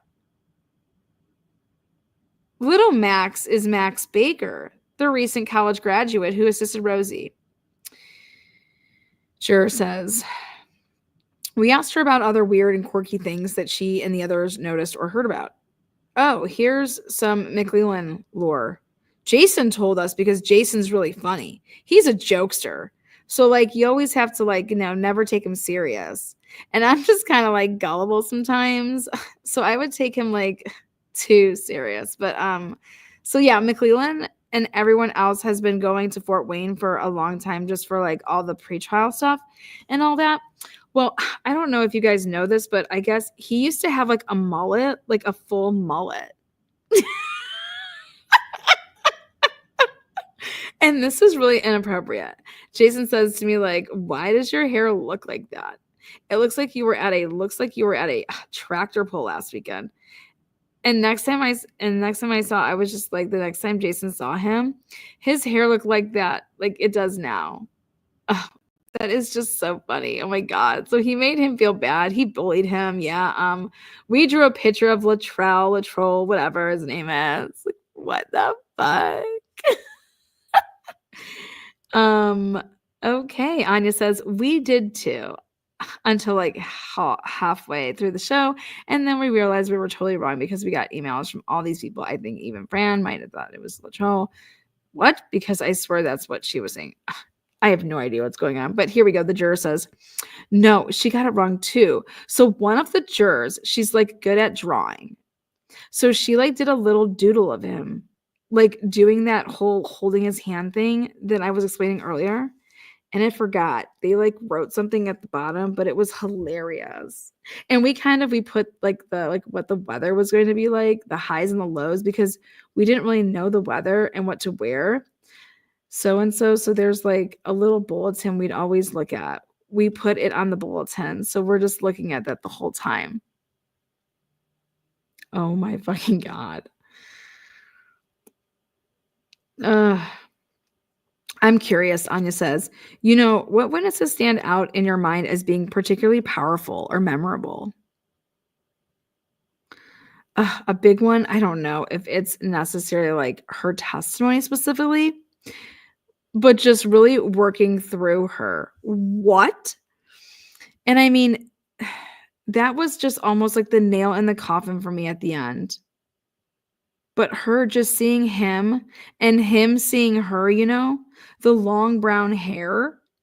So that one was very easy to remember, of course. And I'll be honest, like I said, the whole time, I was really trying to play devil's advocate. If you're playing devil's advocate the whole time, that means that you are going into it and you think that he's guilty. Are you kidding me right here? You're trying to play devil's advocate the whole time. No, he's innocent. You don't need to play devil's advocate. He's innocent. They have to prove to you that he's guilty.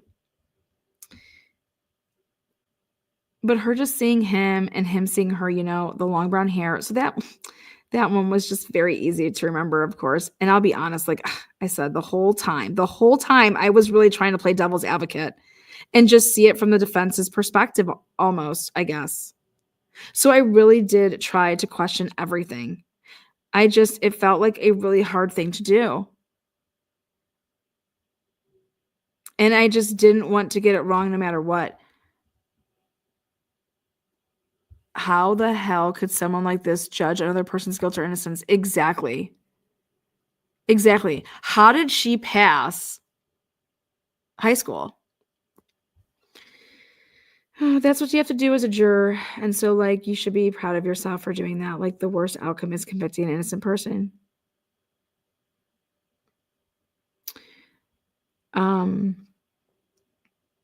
That's all I have to say. I'm done. I gotta go. This was way too long. I appreciate you guys. This was sick. This was crazy. This was, I don't even know what to say. I have one thing to say to the juror, because I know that you're going to watch this at some point. White van at the end of the trail. That was all over your little subreddit bullshit. Okay. 4/8/2019. I mean, all this shit is all in here. Thanks to all the fine work of the lovely human beings of the Delphi community. And you guys all know who you guys are. Yeah. This is unbelievable. This is absolutely unbelievable. Nothing alike. A video of the suspected killer and a short audio recording of his voice. I mean, just ridiculous.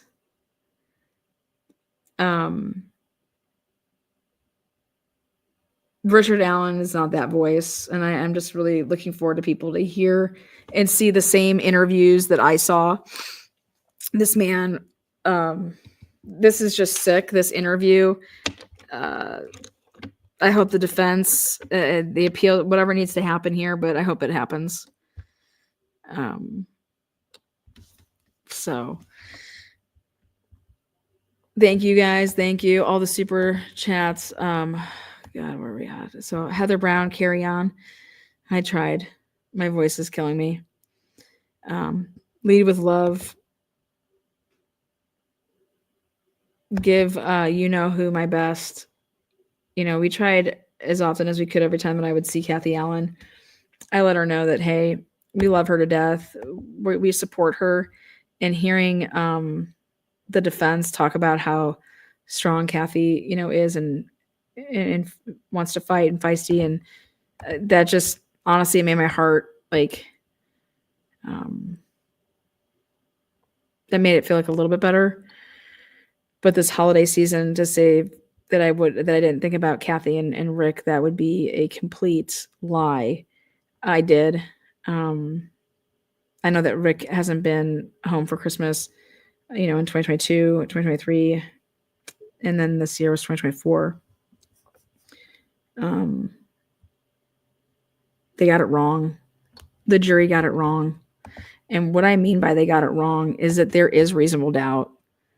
And this is a case where this person's not guilty based on that alone. And that's why they got it wrong. I have no idea who killed Abby and Libby, but I can tell you that the case that the state put forward, nobody could be convicted of killing Abby and Libby. Nobody. I'd be voting not guilty for anybody that was sitting in that defendant's chair because of the investigation. The burden is on the state, and they're never going to be able to get over that hump unless they miraculously find stuff that was allegedly, deleted due to technical errors. So, so from a juror standpoint, we're not asking you to say that Rick Allen is innocent and didn't kill Abby and Libby if you can't. We're asking you to apply the standard, which is beyond a reasonable doubt, not an unreasonable doubt. Whatever fucking words you're using over there. I hope that nobody is ever convicted with somebody like this juror on the jury.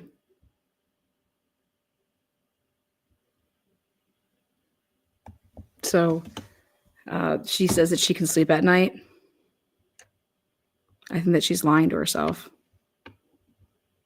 Or she's just not comprehending it, and then therefore she doesn't know.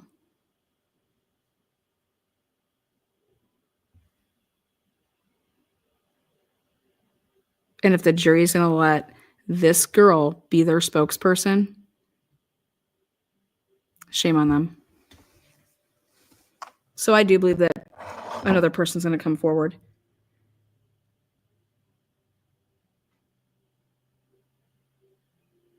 So prayers for not only Rick Allen's family and Rick and the lawyers. You guys, those lawyers, they didn't lose the case, man. Those lawyers, for what they had to work with because of how unfair, they still should have prevailed.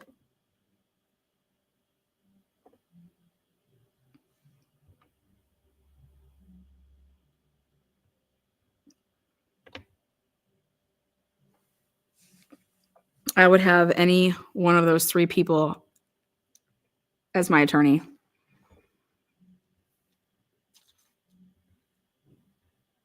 And shame on this girl for saying that his conditions weren't that bad, or it wasn't as bad as I thought it would be, or whatever. I think you missed the point, honey. The point is that nobody, as a pretrial detainee, when you are an innocent person, is in a prison, a max prison, in solitary confinement. Do you understand that?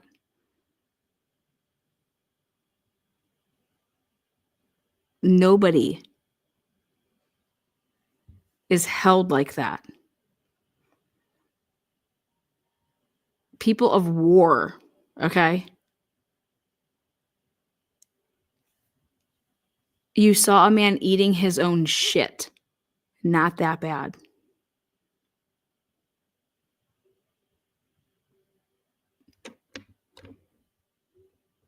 That tells you so much about this person. What was she expecting to see? I'm curious. Were you expecting to see him getting raped in there?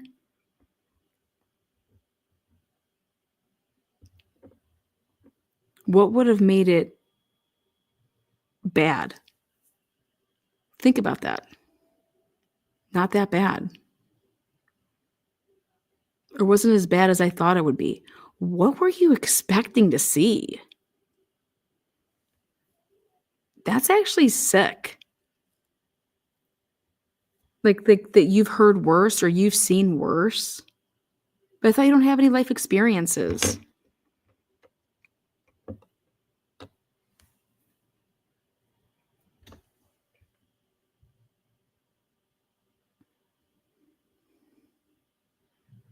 Exactly, Indy. Exactly. What kind of house did this girl grow up in? Hell, I've had several siblings beat the shit out of each other, and I think that this is bad. So it's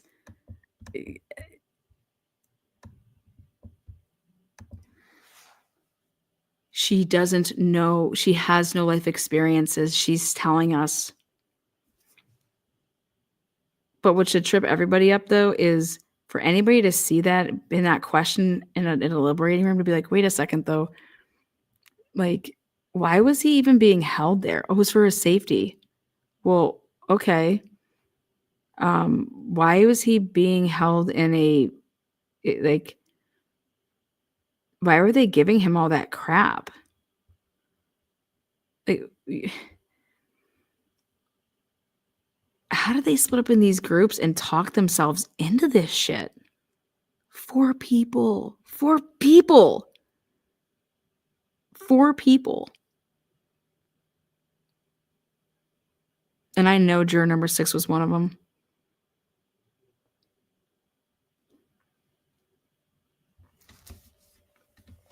Damn.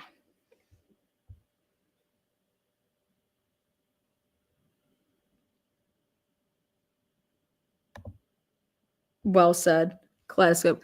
The fact that she is oblivious to her incompetence is amazing to me.